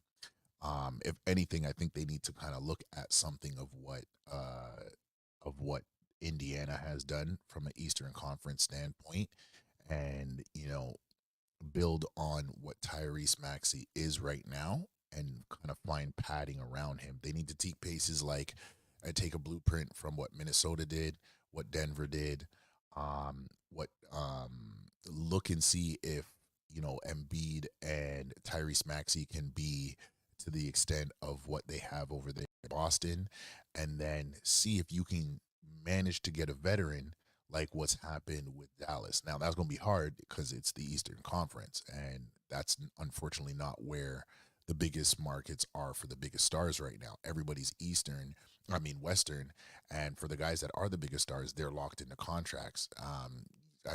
What are you going to say? Bring in Durant? Okay, yeah, he's 27 points, but he's not doing anything. You gonna bring in LeBron? Okay, well, he's 27 points, but he's not doing anything. Like Yeah. that's what's crazy about this time is just like, and I don't know if you noticed that, but like these guys are playing really well at the age that they're at. Even Steph Curry, any one of these guys, they don't move games anymore. No, that's facts. I think at this point, man, they got to trade Embiid. I think that would be the like you said, they got Maxi, definitely a promising piece. But I would trade Embiid, man. I think he's hitting that peak where he's too injured now for, like you said, such a big guy like that. I think in like Y- 2 more years, man, he's gonna be injury riddled to the point where he's gonna probably be ineffective. So I think at this point, man, they better cash out while Yeah, he still got that prestige in the league and stuff, where teams still well, want him. Because if they hold on to him too mhm, long, man, it's gonna go bad. But man, it yeah, was funny. I was looking at some the drafts where when they drafted Markel Fultz, I think was number one, and then yeah, what was it? Lonzo Ball was second, and then Jalen Brown was third. yeah, Or no, that was yeah. Tatum in that year. No, Tatum. Yeah, Tatum. It was And then Tatum, and then Brown was still down. I think he was like anywhere between the 5 and the 8 spot, if I'm not mistaken. I could be yeah, wrong. that's Don't that's quote me. yeah. No, I think he was three in the draft either before or after. But they After, was just okay, showing yeah, like yeah, how yeah, Celtics, got their picks right versus Philly.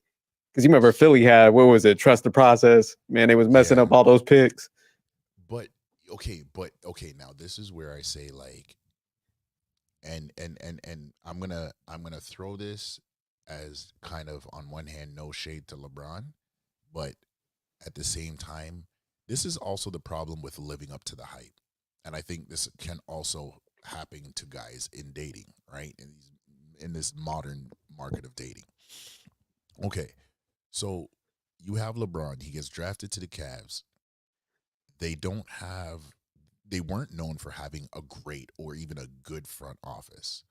They had just sucked so bad that by the time they got ready to draft and they won that draft pick, they got LeBron. It was what it was.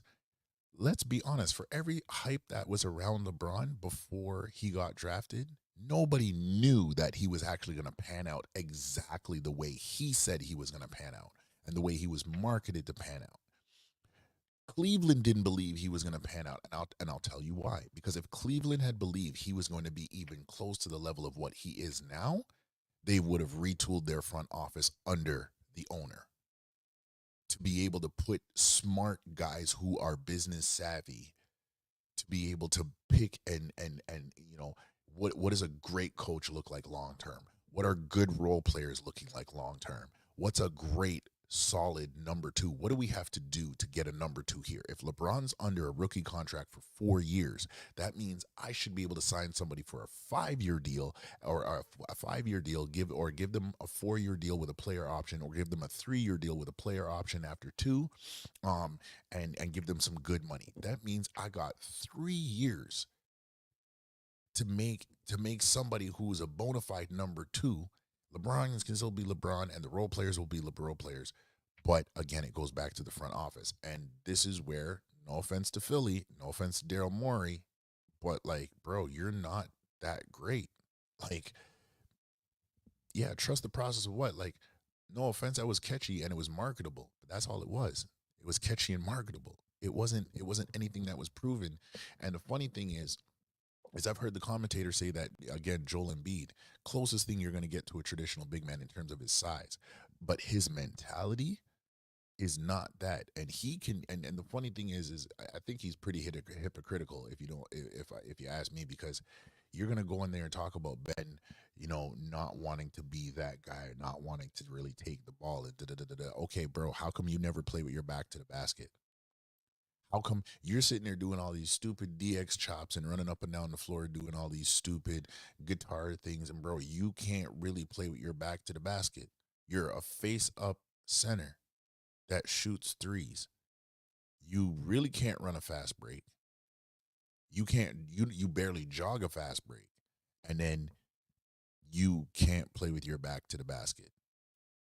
If that's me, I'm like Kobe in practice. If I dunk on you 7 times, front office has got to trade. I got to trade you. Like, no. And if you're still on the team start next season, I'm demanding a trade. Because there's no way you're going to convince me that I got to be nice to you and you're not putting in the work. You're not Shaq, bro. You're not Shaq. So just calm the hell down. And that's the thing. Nobody in that organization bothered to tell him, like, dude, yeah, your MVP runnings, you got great talent, but you're not a Hall of Fame player, bro. There's a lot of people who won the MVP and they're not Hall of Fame players. So I think that's what Philly really needs. They need to shake up that, like, like you see Homer ringing their bell right now. Like, I hope somebody sends this to them, because bro, when I saw this, I was dying, bro. My wife yelled at that's me. hilarious. Bro, that was 3 o'clock in the morning, bro. I was getting up for work and I'm sitting there looking at this and I was cracking up. Ain't nobody could tell me nothing. Who we got next? I feel sorry for him, bro. I feel sorry for Anthony Edwards. I was so happy when people started comparing him to Jordan in terms of the way he executed, not like in his whole marketability and all that, because I don't think he's on the right team or with the right shoe company to have marketability. And I wouldn't be surprised, and I'm kind of foreshadowing, but I give him 2 more years if he doesn't sign with Nike, and Nike doesn't take him away from Adidas. I'm not saying his shoe's garbage. I'm just saying, for who he is, if he takes, let's say he locks into the Michael Jordan, Kobe Bryant mindset this season, in this offseason, and he locks in and comes back a different player, and he's ripping the league from postseason or summer camp, preseason, and then the start of the season, it's just I ain't shaking hands with nobody. I ain't smiling with nobody. I might give you a little hug or a little daps, but I just want you to let you know that until this game is done, I'm going to be stepping on your throat. They're going to be forever doing this. I'm not going to lie. I saw this, I was scrolling through Facebook right after they lost, and I didn't see this one first. I actually saw this one today, and I was like, yo, y'all is mean. How are you going to say that this guy went from being Anthony Edwards to being Dion Waiters in the playoffs? I was like, that's disrespectful. That's disrespectful. But this was the one that I saw. This is the ones that I'm going to get your opinion on it, but I want to show you this one first, okay? This is the one that I saw. That when I don't know if you saw the video of the guy who came to the court dressed in the whole Michael Jordan package gear, like, playoff Jordan 11s, the calf band, the arm band, everything, and he really going off.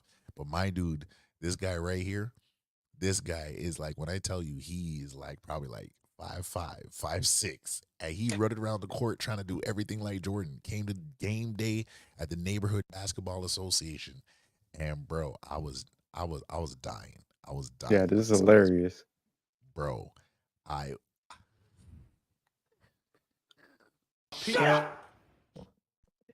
My take on this, man.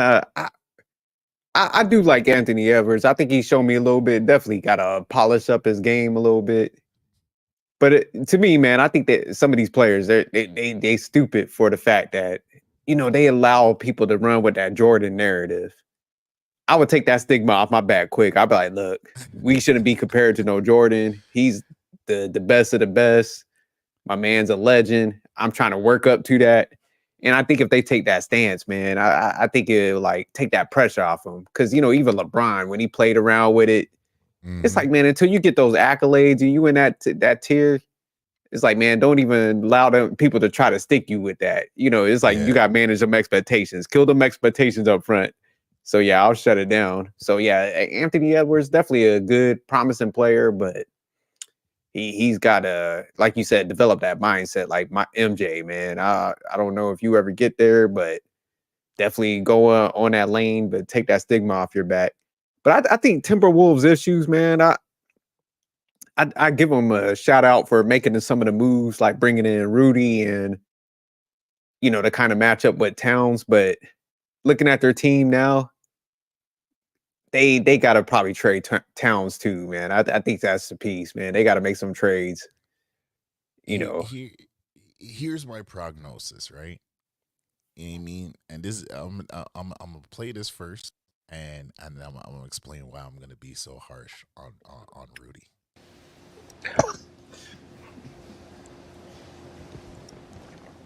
You having an unnatural allegiance to losers is not like you.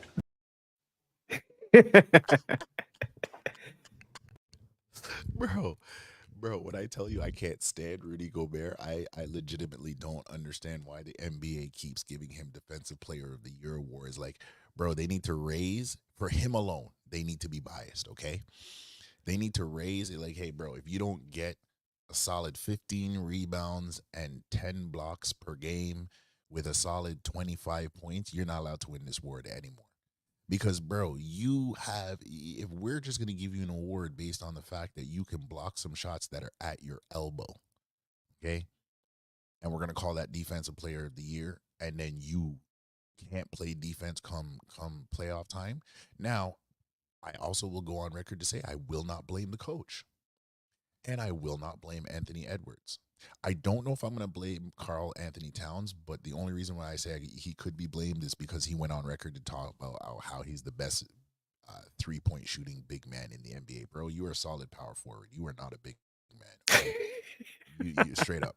I've heard people literally legitimately say, like John Sally was on Gil's Arena podcast show the other day, and he said that he's 6'11", and him and LeBron was looking eye to eye. So I don't know if they're making LeBron seem shorter than he is, or maybe just LeBron has that much padding in his shoes because of how much force he runs with, which I could believe that. But if LeBron is rumored to be anywhere between 6'8" or 6'9" to 6'10", moving like a Mack truck, and you're gonna say you're the best shooting big man, I think LeBron's year 21 has proved that you are not. Okay, LeBron is shooting almost 38% for the season at almost 40 years old, and his birthday is 2 to 3 weeks after mine, or the week of Christmas. So yeah, he's 3 weeks after mine. So we're in this. Cat, go sit down. Yeah, Cat needs a wake up call. He needs to get traded to Detroit, and that's not a shade to Detroit. That is a shade to him, because you can't tell me that you think you're something that you're not, and you're gonna get me of all people to believe it. Nah, bro, that's not happening. I'll leave that alone. Anthony Edwards, he just needs to retool. I don't know if the NBA is built to have a Michael Jordan mindset in anybody in this generation, because that guy, I mean, unless he does it with the same like charismatic, babyface smile that he has, but Kobe's mindset and Michael's mindset, he would literally have to go train with Michael and have Michael and Phil Jackson train him all summer to get that mindset. That's the only way it's happening. Otherwise, from that, he just needs to build off of where he is, not look at this season as, well, look at it as a failure, but not look at it as like, okay, like, well, when you do the Michael Jordan shrug, it's a failure. And you lose, that's a failure. So, Yeah. Anything, yeah, Mike, you gotta leave it alone.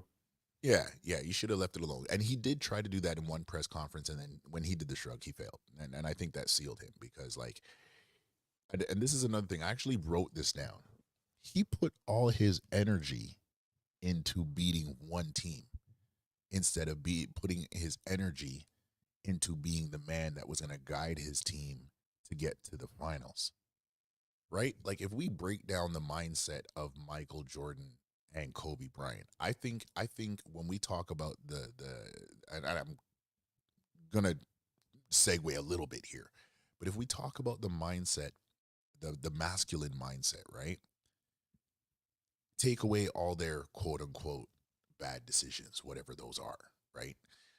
But if you look at the masculine mindset, I don't think you get any more of a masculine mindset that almost every man would want in their life if they could go back and rewrite themselves at like 15 or 16 or whatever. You would want Michael Jordan and Kobe's mindset. Michael's mindset: I'm not better than you. I'm going to train my butt off to become better than you because I have all the skills to be better than you. And then when I'm done training, I'm going to come back to you and say, let's play one-on-one. And I'm going to whoop your butt and let you know that I'm better than you. Kobe, I'm not better than you, but you're not going to outwork me. And because you can't outwork me, I'm naturally going to become better than you. Anybody who says that I will take 1,000 shots a day when you are sleeping, I'm going to make sure I know what time you go to bed, because I'm going to be up training. That is a man I want to go to war with. Oh, absolutely. that type of mindset, like you breaking down, you Yeah. know, man, there's something in them where it's almost like if somebody insults you, like, oh, you're not gonna make it to that level, they take Watch it me. personal to the point Watch where me. it's just like they gonna lock in, and Mm-hmm. like you said, they're gonna overtrain. They're gonna Mm-hmm. push their body to them limits. You know, they're gonna minimize distractions. Like I like what you said. It's like, man, they ain't perfect. Definitely, you know, all of us are humans, but it's just like I'll say probably like 95% of their life was dedicated to basketball and moving to that next level and, you know, just being great. So Mm-hmm. yeah, people don't understand. It's like to get to where they at, it's damn near you gotta everything is secondary and third and fourth and fifth besides like that sport you want to tap into like that. And I just don't think most people are willing to do that. They'll just be good. You know, they'll focus because you know they're getting crazy amounts of money. You see these NBA contracts, so you know, man, they're Mm-hmm. like, you know, I want to buy some stuff now. I want to, you know, just like you're talking about my man Jalen Green. He's entertaining thoughts. Yeah. So I think I think, man, in order to tap into that next level, man, you just got to train. And it just it brings up a point where, man, I was looking at some of them old Detroit clips with like MJ, where you know they were damn near clotheslining them on a court. And you remember, man, he started working out with the trainer, and I was looking at like some of the weight equipment he was working out with. That shit looked like prehistoric, you Yeah, know. But bro. he was in that gym. He was just like, hey, whatever he had at that time, he's like, look, I gotta make sure I work out because I gotta absorb Yep. them blows. So every time he got a setback or some defeat, he was looking at it like, okay, man, damn, you know, they out here clotheslining me, so I got to get bigger so I could make sure that I take this, I could endure this pain, you know. Yeah. So it's just like a man, a different level of like you said, mindset that you got to like tap into, man, to get to that level. Yeah. Like, bro, even if you look at LeBron, like I remember I watched his documentary, or and there was not. Well, I think was the More Than a Game one. No, there was another one, and they used a clip from an NBA player saying, um, "LeBron wasn't born; he was made." Right, and not to say like skill, height, and all that stuff. They're talking about like the product of LeBron James, that he gas mask. You something different, bro. Who I am today is a complete turnaround. No, facts, bro. That's facts. Um, LeBron was made, or he was engineered. He wasn't born, right? And they're like the way he's been handling the press conferences since high school and all that, you know, the interviews and stuff like that. But here's the thing: people are missing about LeBron's mindset. He was literally able to sit there and hear what older people were saying to him. Let's say everybody's 100% true, that a company, Nike, made LeBron and not LeBron being born that way. Okay? LeBron was still smart enough to understand that there's a difference between where I am and where I want to be. And if where I want to be is simply, I don't want to be poor, I don't want to move house to house no more. I don't want to have I don't want to not have things. I don't want to not take care of my mom. And at the same time, he had a girl that was pregnant, because by the time he got to the league, what, Savannah was with him, and Bronny was born, I think, his third year in the league. So when you consider all these things, people can say what they want about LeBron. He had a similar mindset like Kobe and Mike, but it was just in a different way. It was more business than it was the game, and that's my opinion on that. Conrad, let me ask you, we this is the real man. We got to keep it a buck on here. Is Yeah. Bronny trash? Oh, of course, bro. Here's the reason why he trash though, is because like, um, he didn't have the same type of suffering like his dad. It's the same reasons why Michael Jordan's sons were trash. Yeah, they might not have had height and all the God given abilities, hand size, and all that stuff. Yes, but when you don't, and I think we've talked about this, and on one podcast, Paulo Fessa might have said it. that suffering breeds greatness of men. I don't like what I've suffered in my life. I'm pretty sure you've been through some things you don't necessarily like the pain and the anguish that you've gone through. But when you see where you are now and whatever it is that can be that you, whether other people consider great about you and you look at what they, I don't know if me and you, I think we think alike, right? So I said this to somebody at work the other day and I said, yo, when somebody says that I'm great, I immediately think back on the training or what is the nucleus of the result of what you see that is great. If I can't see that, then I know it's charisma. So that means there's something about my natural ability that you consider great, but you don't understand that I'm living off of just a natural skill that I'm born with. It's just coming out of me, or I've built up one skill and it's translated over into something else. But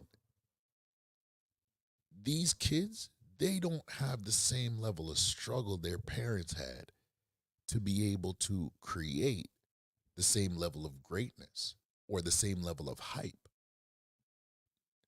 You live in the ghettos of Cleveland and different parts of the city where you moving 7 times in 1 year. And to that point, 1 year you actually got to stay with the coach because your mama's trying to work things out and you ain't got nowhere to live. You're telling me that's not gonna force you to want to be great? That's not gonna force you. You might you don't and you notice the story. You ever notice the story? Short of maybe Michael Jordan, his story was a little bit different because he came from like an educated middle class family. Kobe's was a little different because he came from a family that was already in the NBA and had NBA knowledge, and was brought up in Italy and whatnot. But when you look at like a story like LeBron, and then you look at their kids, and you look at Michael, and you look at their kids, he's brought up in a time of racism. They weren't rich. Yeah, middle class is middle class, but like middle class when there's high racism is still real, and you got to grow through the 60s and the 70s and get into the NBA in the 80s and still live through that in the 80s and the 90s. The only thing that keeps you somewhat sheltered from that is that you're a star. Yo, you got to look at that and say, yo, that level of contempt in their environment is not present for their kids. When's the last time, Bronny, you thought Bronny had to worry about going to get a paycheck because LeBron was broken and wasn't going to be able to bring in a paycheck? Not never. Nah, The that's only, facts. you know what I mean? Even the guys who have made it to the NBA, Austin Rivers, his dad was Doc Rivers. I don't care what he says. Yeah, you made your own way to the NBA, and your dad's name didn't necessarily open too many doors for you, but because of your dad, you were able to live in a life that without a certain level of suffering. That if had you not had your dad, you wouldn't had to. Um, you would have had to maybe possibly experience it some way. So I really believe that sorrow and suffering breeds greatness. And when with our kids, we can either we can never duplicate us to a degree in them. Like I look at my son and there's certain things that he gets from me because that's genetics, and then there's other things that he'll get from me because he sees me every day, but there's a certain part of me that he'll never have unless I pull like Kobe and I literally instill the mindset into him and expose him to the formula of the mindset. He won't have that. Now, the great thing about my son is I know he takes instructions very well because at 4 or 5 months, I told him, hey, when women smile at you, you look at me. When we're in public, you look at daddy first. You don't sit there and keep breaking your head and smiling. You look at daddy first. You start shutting down some of these. It was actually kind of like this one. We were in the store, sidebar. We were in the store one day and I threw him up in the air. Like, yeah, I'm a brand new dad. I finally got a son. Like I had 2 girls back to back. Like I'm a stepfather. I got a girl. I first child is a girl. And I got my son. I'm stupid happy. So I'm like when I say I tossing him up in the air, like he looked like a little pizza dough, just up in the air. And this lady in the store said, "See, this is why we don't let fathers have their children." I was like, what? I was like, is she good right now? Does she understand what she's saying? Like, does she really understand what's going on? So I looked at my son. I said, look, when you are in public, you look at daddy first. You don't smile at none of these random women. And yo, I kid you not, jerk, from literally 4 months up. Anytime a woman smiles at him, he looks at me first, and then if I give him a head nod, then he'll entertain them. If I don't give him the head nod, it's just straight. He just turns his head and lays his head on my shoulder. And they're like, "Oh, he's so shy." I'm like, "Nah, it ain't shyness, but I just can't tell you what it is." So, thank you for the compliment. Keep it moving. But anyways, yeah, they don't have the same level of suffering to be that same level of great. And yeah, I mean, it didn't help that he had a heart attack. I'd be, as Malika Andrews would say, I'd be remiss not to mention that. No, that's a good point. Nah, I definitely agree with you. Yo, bro, I can't lie though. Uh, Yo, and I'm gonna blast through this because we got like 3 or 4 slides before this. I want to get you to touch on the main topic before you got to go. But I did enjoy watching the Minnesota Timberwolves whoop Denver, yo, bro. Like, hold on, let me take off the roll bar off of the bro. When I say I enjoyed the hell out of that, watching that, bro. Every time Denver got slapped in the mouth with a game, I was just like, yep, yep, yep, get him. Get him! All when I heard Anthony Edwards say like, "Yep, we doing this because they jumped on Braun." I was like, "Get him, get him!" I had to root for it. I had to root for it, bro. I had to root for it. I was happy. I can't lie. Because I'm not a Lakers fan. In this. I really feel like he should retire. I'm on Charles Barkley's side right now. He should just retire and go out on a high note because he's on a pretty high note right now. But I agree. like I was laughing my butt off watching Anthony Edwards and them Wolves beat up on the Nuggets. Yeah, they real chicken nuggets right now. That was hilarious. Quick question on this: who do you think is gonna take the chip, Boston or Dallas? Man, I'm gonna have to go with Dallas on this, man. I think, I, I said it when Luka was coming in the league, man. Everybody was like cracking up. I was like, "Hey, dude is gonna be the best person in the league," and everybody was looking at me because they're like, "Oh, he's not that athletic." I'm like, the way he knows how to do them floaters and stuff. I was like, man, he's about to be a problem. So I think he just has a little more of that killer instinct, and the way he just knows the game. Kyrie is kind of I'll say a wild card because sometimes he's up and down. But I just think Mavericks big men are playing better, and I think that's one of the things like Celtics never addressed as far as like getting a solid big man because Kristaps, he's always injured, and he's kind of finesse big too. So it's just like, yeah, I think Jaylen Brown and what old boy's name, they're gonna play their game. They're definitely good players, but Tatum and yeah, Brown are Tatum, yeah. So they're gonna play Drew their game, Holiday but is I gonna come just out don't think too. they have enough big guys, like a big presence to withhold what Dallas about to send to him. And plus, Luka just gets his points, man. He's pretty consistent. That's one thing he showed. Where Tatum sometimes he goes up and down. What's your take on this game? Tatum doesn't know, in my opinion, how to be like. I look at him and Brown. Somebody would say like, "Oh, there's a Kobe and then there's a Shaq or there's a Jordan and a Pippen." I look at Brown and Tatum as they're one and the same in terms of uh skill level and like that dog in the fight. The only thing I think is that Brown is more like he's more like Kobe where he's like I'm gonna step on your, or he's more like Jordan and Kobe where it's like I'm not smiling with you until I win. I'm not laughing with you until I win. I want to win at the highest level, and if I'm not winning at the highest level, I'm not smiling with you. Whereas Tatum, he's kind of like he's more of a softer spoken charisma guy. His charisma is more in his walk and how he enters into a room.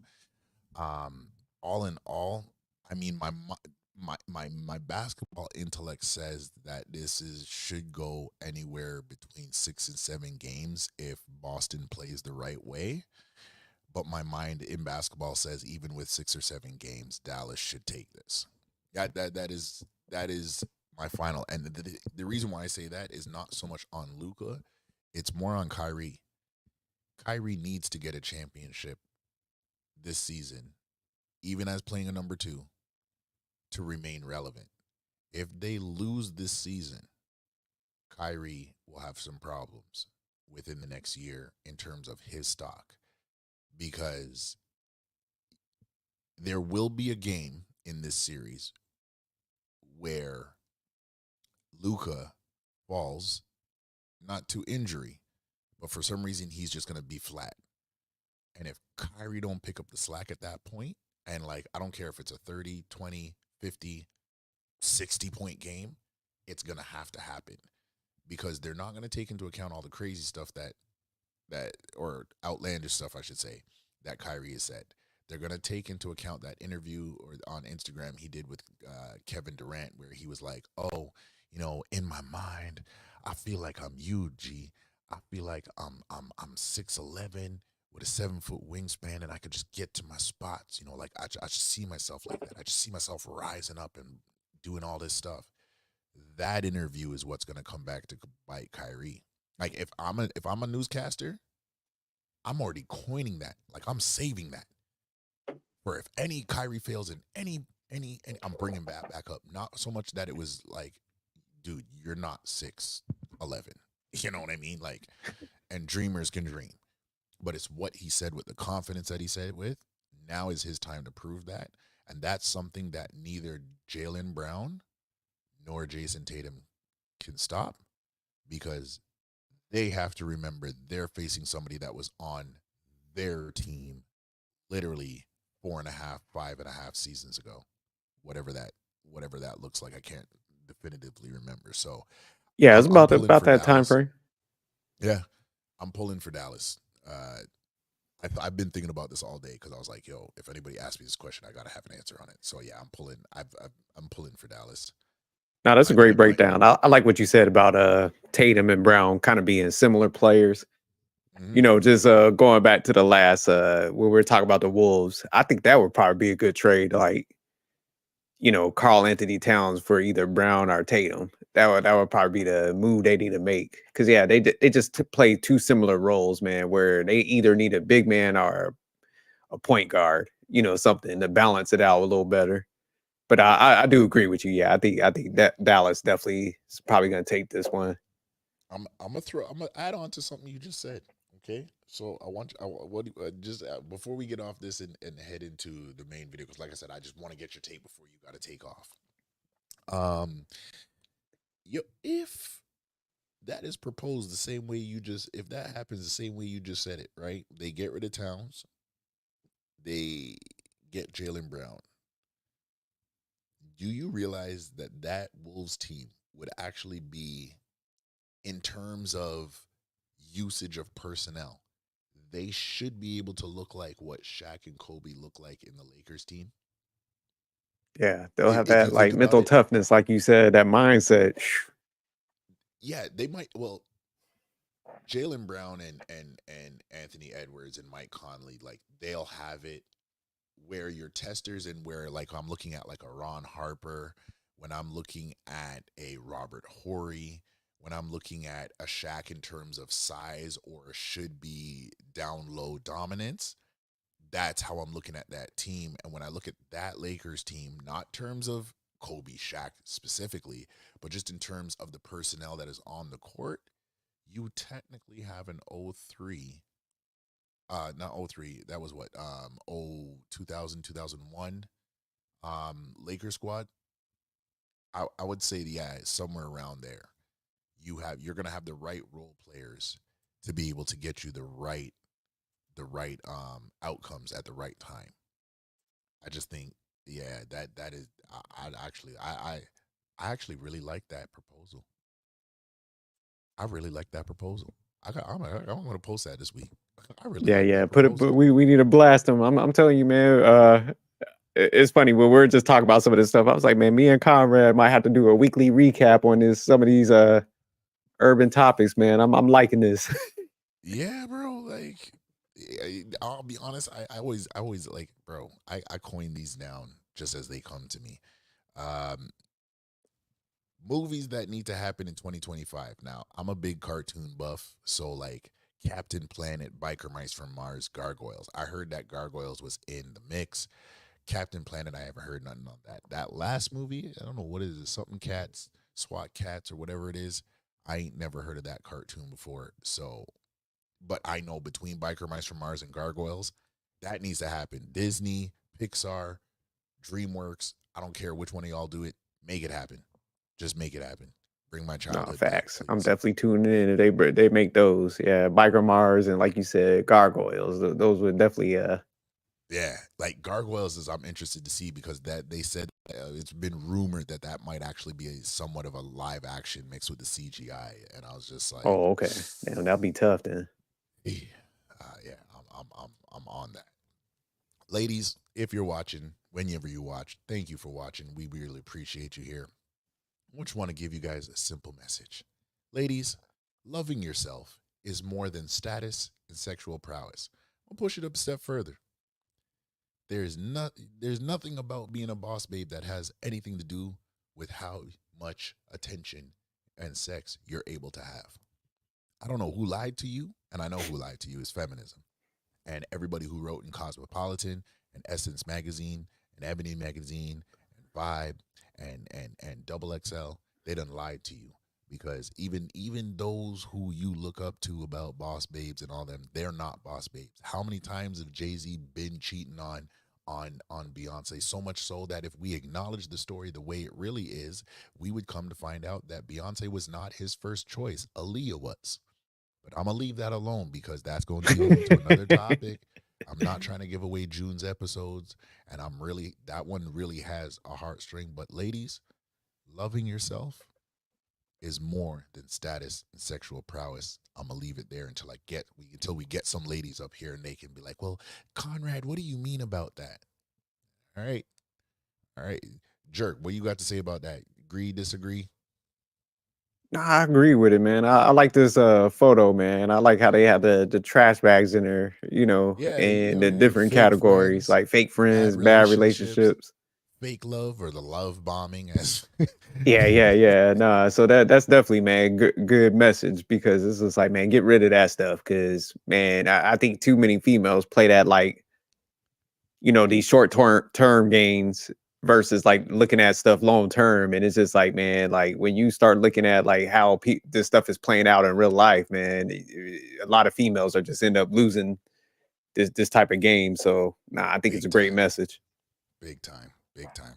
I realize that I can't. I think Will said it, and you've said it.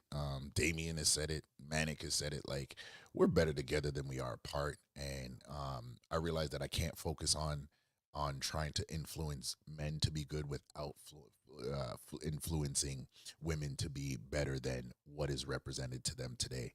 And I'm definitely not going to sit there and be like, all women are queens, and this woman is the god of the earth. No, I'm not going to do all that.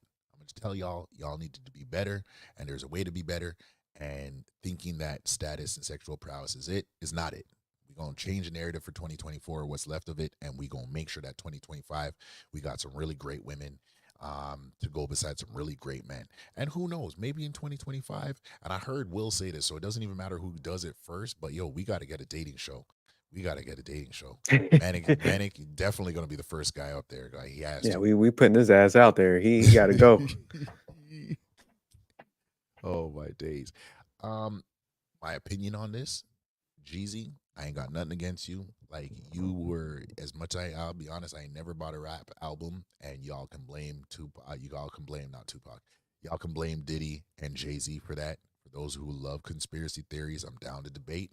But my stance is that listen, bro. The year I started listening to rap, like listening to rap, was the same year that Tupac and Biggie died. So Damn. I've Okay. been pissed off since then, and I've been looking for answers since then. And I feel like LA police done messed up both cases because I've been in the streets and I've seen police do investigations.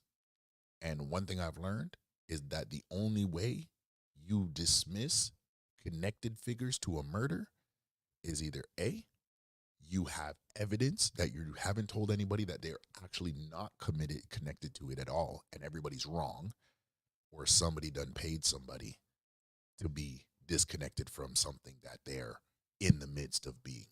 Like I've actually talked to police and they say, hey, if 40 people bring up your name, we're not dismissing you from a case.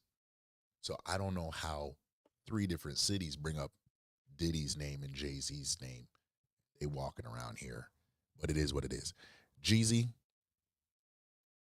what the hell were you thinking? Okay. Now, ladies, y'all ain't gonna like this, but I'm gonna tell you the truth. There are certain things that you fail at in life. If you fail more than once, more than twice, that I'm sorry, yeah, the world needs to look at you a little bit differently. Not to say that you're right off, but you might need to, go retake your license, go through some driver's ed courses again, and really look into what you're doing. Now, Jeannie Mai, I believe she was delusional in thinking that she was a wife. And I'm going to crack jokes on this. I'm going to see if I can find a proper sound effect for this. Hold on. No. Here we go. I think this is it. I think this is it. This might be it. I don't know. Okay, that was the next. Yep, there it is. One more time. Jeannie Mai, this one's for you, okay? You ain't got no business being no man's wife. When you make this is how some black men look at it, okay? And I'm just going to say that now I'm going to play the nationality card.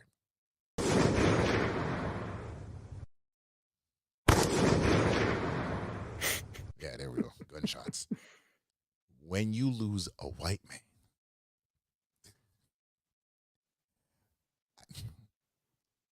there's something to be said about that. I'm sorry. It is what it is. It just is. I'm sorry. I've seen her ex-husband. That is a good brother. I'm not saying he was perfect. I'm saying that was a good brother. And yes, she divorced him, but the tail is in the pudding. She was a monster, and I don't know why Jeezy thought that he could marry her into being something that she's not. I don't know if you got an opinion on that. If not, I'm gonna keep it pushing. No, I do, man. I think it was his ego, man. I think a lot of times, man, these dudes, once since they hit that tier of success, it's almost like they start lying to themselves, man. That they could grab a girl like Jeannie Ma, and it's like, well, okay, she just didn't like that guy, but I'm gonna pull her into my life, and she's gonna change, because I am Jeezy or something. So I think it was his ego that didn't allow him to see those, like you said, obvious red flags. So yeah, I think that's mainly what it is. Yep. And you know what happened to him? No. No. She wasn't my ready. man going through it right now. She wasn't ready. Yeah, no, she wasn't ready. She wasn't ready for him, and he definitely wasn't ready for her. I mean, man, I feel I saw that was wasted time, but I'm gonna leave that alone again. Too many episodes. I gotta be ready I gotta be ready for Masculine Mind next week, Thursday. I gotta be ready. Hey, Will should be going live tomorrow for everybody who is on right now. Whether you see this now or later, make sure you jump over to @WillNakosi. The Kava Club is going live tomorrow at, I believe it's 7 p.m. Was it Pacific? Yeah, it's Pacific. 7 p.m. Pacific. Make sure you jump over there. It's going to be the Saturday Night Live. You don't want to miss it. Always great content, always great questions, always a great panel. Make sure you all jump over there. Bye, Jeezy. Tired of you. You know what? We're gonna skip past this because this whole Tupac and Biggie thing bleeds also into this. These guys are clowns of the century. I don't care. Every time I do a quick one hitter quitter episode or segment, you're forever going to be seeing this list continue to populate. Jeffrey Epstein, P. Diddy, R. Kelly, and this goofball. As I used to find him so funny and entertaining, And then I found out like how he deals with women and in terms of like, man, I don't even don't give your opinion on this. We got to come back to it. Don't Yeah, worry. well, we We'll gotta break save. this down. I was looking I'm at gonna. this. I was like, oh yeah, this is a whole episode probably within Yeah, itself. yeah. Like that. You already see my question. What's going on with this generation of clowns? I ain't talking about the men in the street. I'm talking about these guys and their whole consortium, as Kevin as Cat Williams would say. Um, what do we got left on here? Got now. Can I say you know what the funny thing is when guys like even when you guys have asked me like where do I piece certain things together from in terms of like my masculine how I built like my understanding of masculinity. I often I often say and a lot of times I don't always tell people, but it's built from afar. So Denzel Washington, I've always observed how he moves in Hollywood. And it doesn't mean that he doesn't have any skeletons in his closet. I believe he understands the difference between his home life and his social life and his job. And he understands that as long as he's going to remain in Hollywood, that he has to treat it like a job and that he can't treat it like it's his life. And so, many times I've seen interviews and gone and pulled up interviews where he's literally said, they've asked him, hey, how come you don't stay at parties too long? He's like, oh, I'm there, but I'm gone 30 minutes before the devil shows up. And one reporter, she asked her, she's like, what do you mean by that? He's like, well, certain people, it's like the cool person in the party that, that person that the party might be jumping, but when this person comes or their crew comes, then the party goes to another level. He's like, when that person get ready to, as they are coming in, I'm already heading out or I'm already gone. One interview, he said it specifically. He's like, when it hits a certain hour, I'm out. And I always revere him.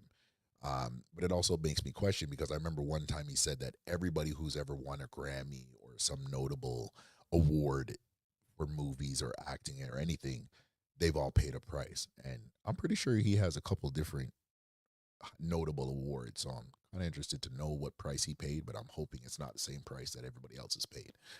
Um, yeah. And again, that's another bring back because he's one of my all time faves. And I think this might be the last slide. We definitely got to circle back on this one. Oh, bro. Yeah, I've got these. Okay, yeah, there's one more. One more. I was wondering if it was 13 or 14. I kind of went off a little bit and I was just like, ooh. And of course, it's going to freeze. Is that the last one for real?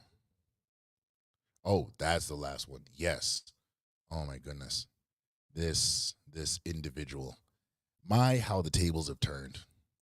For y'all ladies out there that have been promoting that women need to leave men because women are safety with this woman is donkey of the day for the next month. Okay. She's gonna be one of my donkeys of the day for the whole month of y'all wanted to sit there Damn, you and giving tell it a us whole that. month? Yeah, the whole month. She's one of them. Bro, anybody that was trying to tell me that this lady was supposed to be the savior of all women to tell to present to women a better option than men, and she turned out being no better than the biggest cheater or the biggest dare jack. Don't come to me with that. Don't come to me with that. That's all I have to say about that. Y'all can leave it alone. And I'm gonna pull this down. If you're in the building still with us, I thank you for rocking out. My boy sophisticated jerk. He's going to be out of here in 2 minutes. But before he leaves, now as we get into the main topic and wherever you are, hit the like, hit the notification bell, do the share, do all the great stuff. And if you feel like donating, we'll throw up we'll throw up the PayPal in a bit. And now to, and I wanted to get some boxing highlights, boxing and sound effects, but I couldn't find it.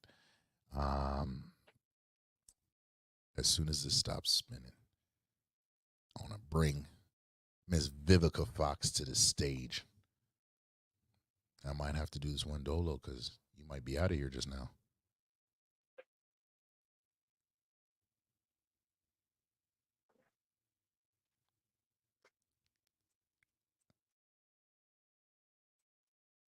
Somebody said something. I didn't hear nothing. That's how I know I'm tripping out right now.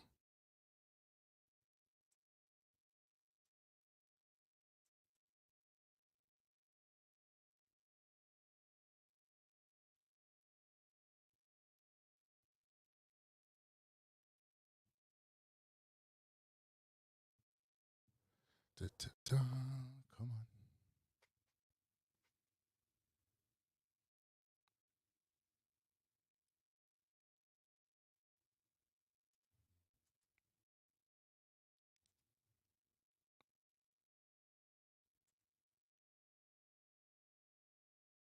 So struggle streaming. Come on.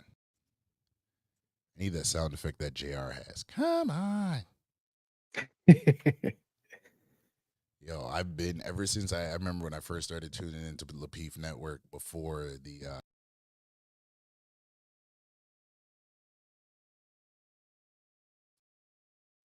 Yeah, I think it might be StreamYard, man, because I know these past couple days with all these storms and stuff, man, I've been having all kind of issues. It's been like pausing.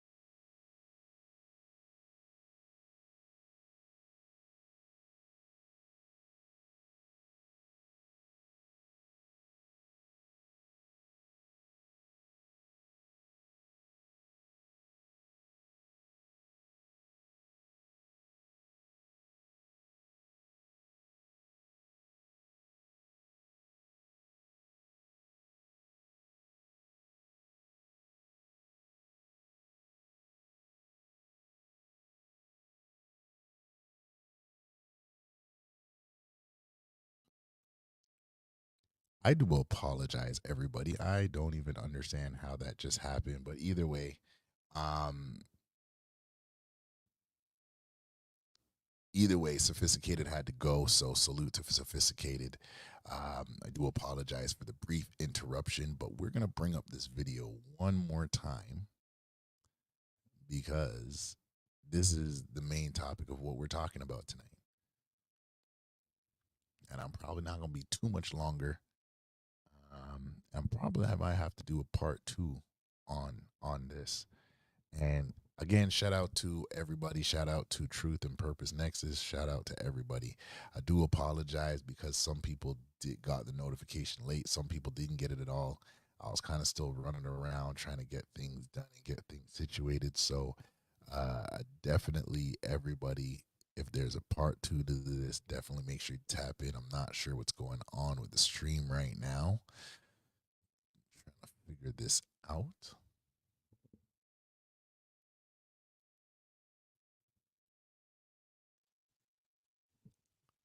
Jeez. What is going on? If y'all can hear me, hit me with the ones, hit me with the twos in the chat. If y'all can hear me, if I'm not chipping up, if I'm clear, hit me with the ones, hit me with the twos.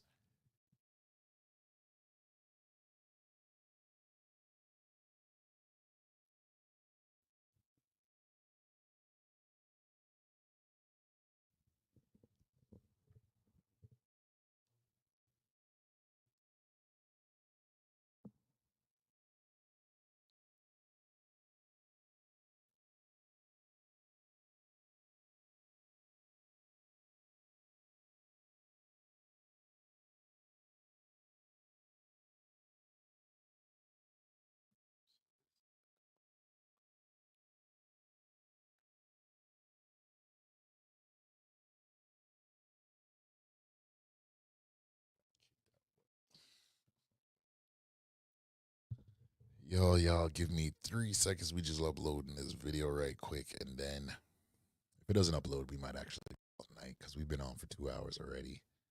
And actually, I like the show that we did so far. I like the show that we did so far. We had Manic come, we had Mr. Sophisticated Jerk come through, and I'm definitely grateful for everybody that was been through that supported tonight. I know there was a lot of other streams going on tonight. I know Fatty was on live tonight, so I know where everybody was at. It's all right. Definitely salute to them, because if it wasn't for them, I don't know if I would have had the confidence really to be out here. But they gave me that push, told me to keep on working and keep on pushing. And so I came to the forefront to put my mind to what I was thinking, to put my talents to what I was thinking. And we're going to continue to build from here. This is not the end of the road.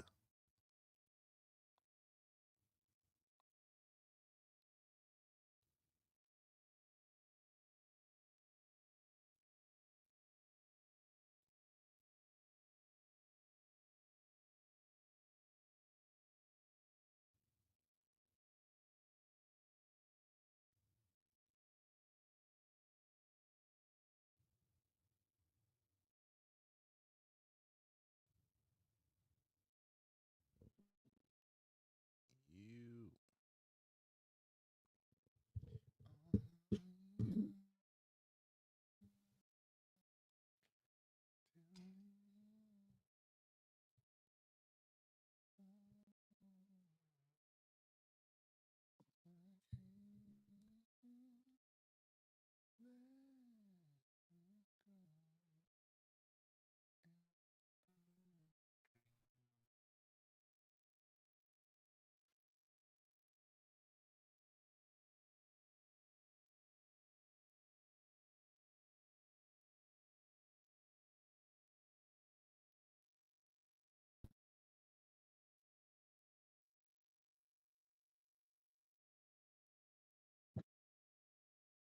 Yo, what's going on with you, everybody? Can everybody hear me? For those who are left, yo, salute to everybody that was in the building. Yo, salute to uh who we got still. Gas Mask was here the whole time. Salute to you, brothers. Manic Sophistication, Sophisticated Jerk. Thank you for being in the building. I really appreciate all the love and all the support that you guys have showed for the last hour.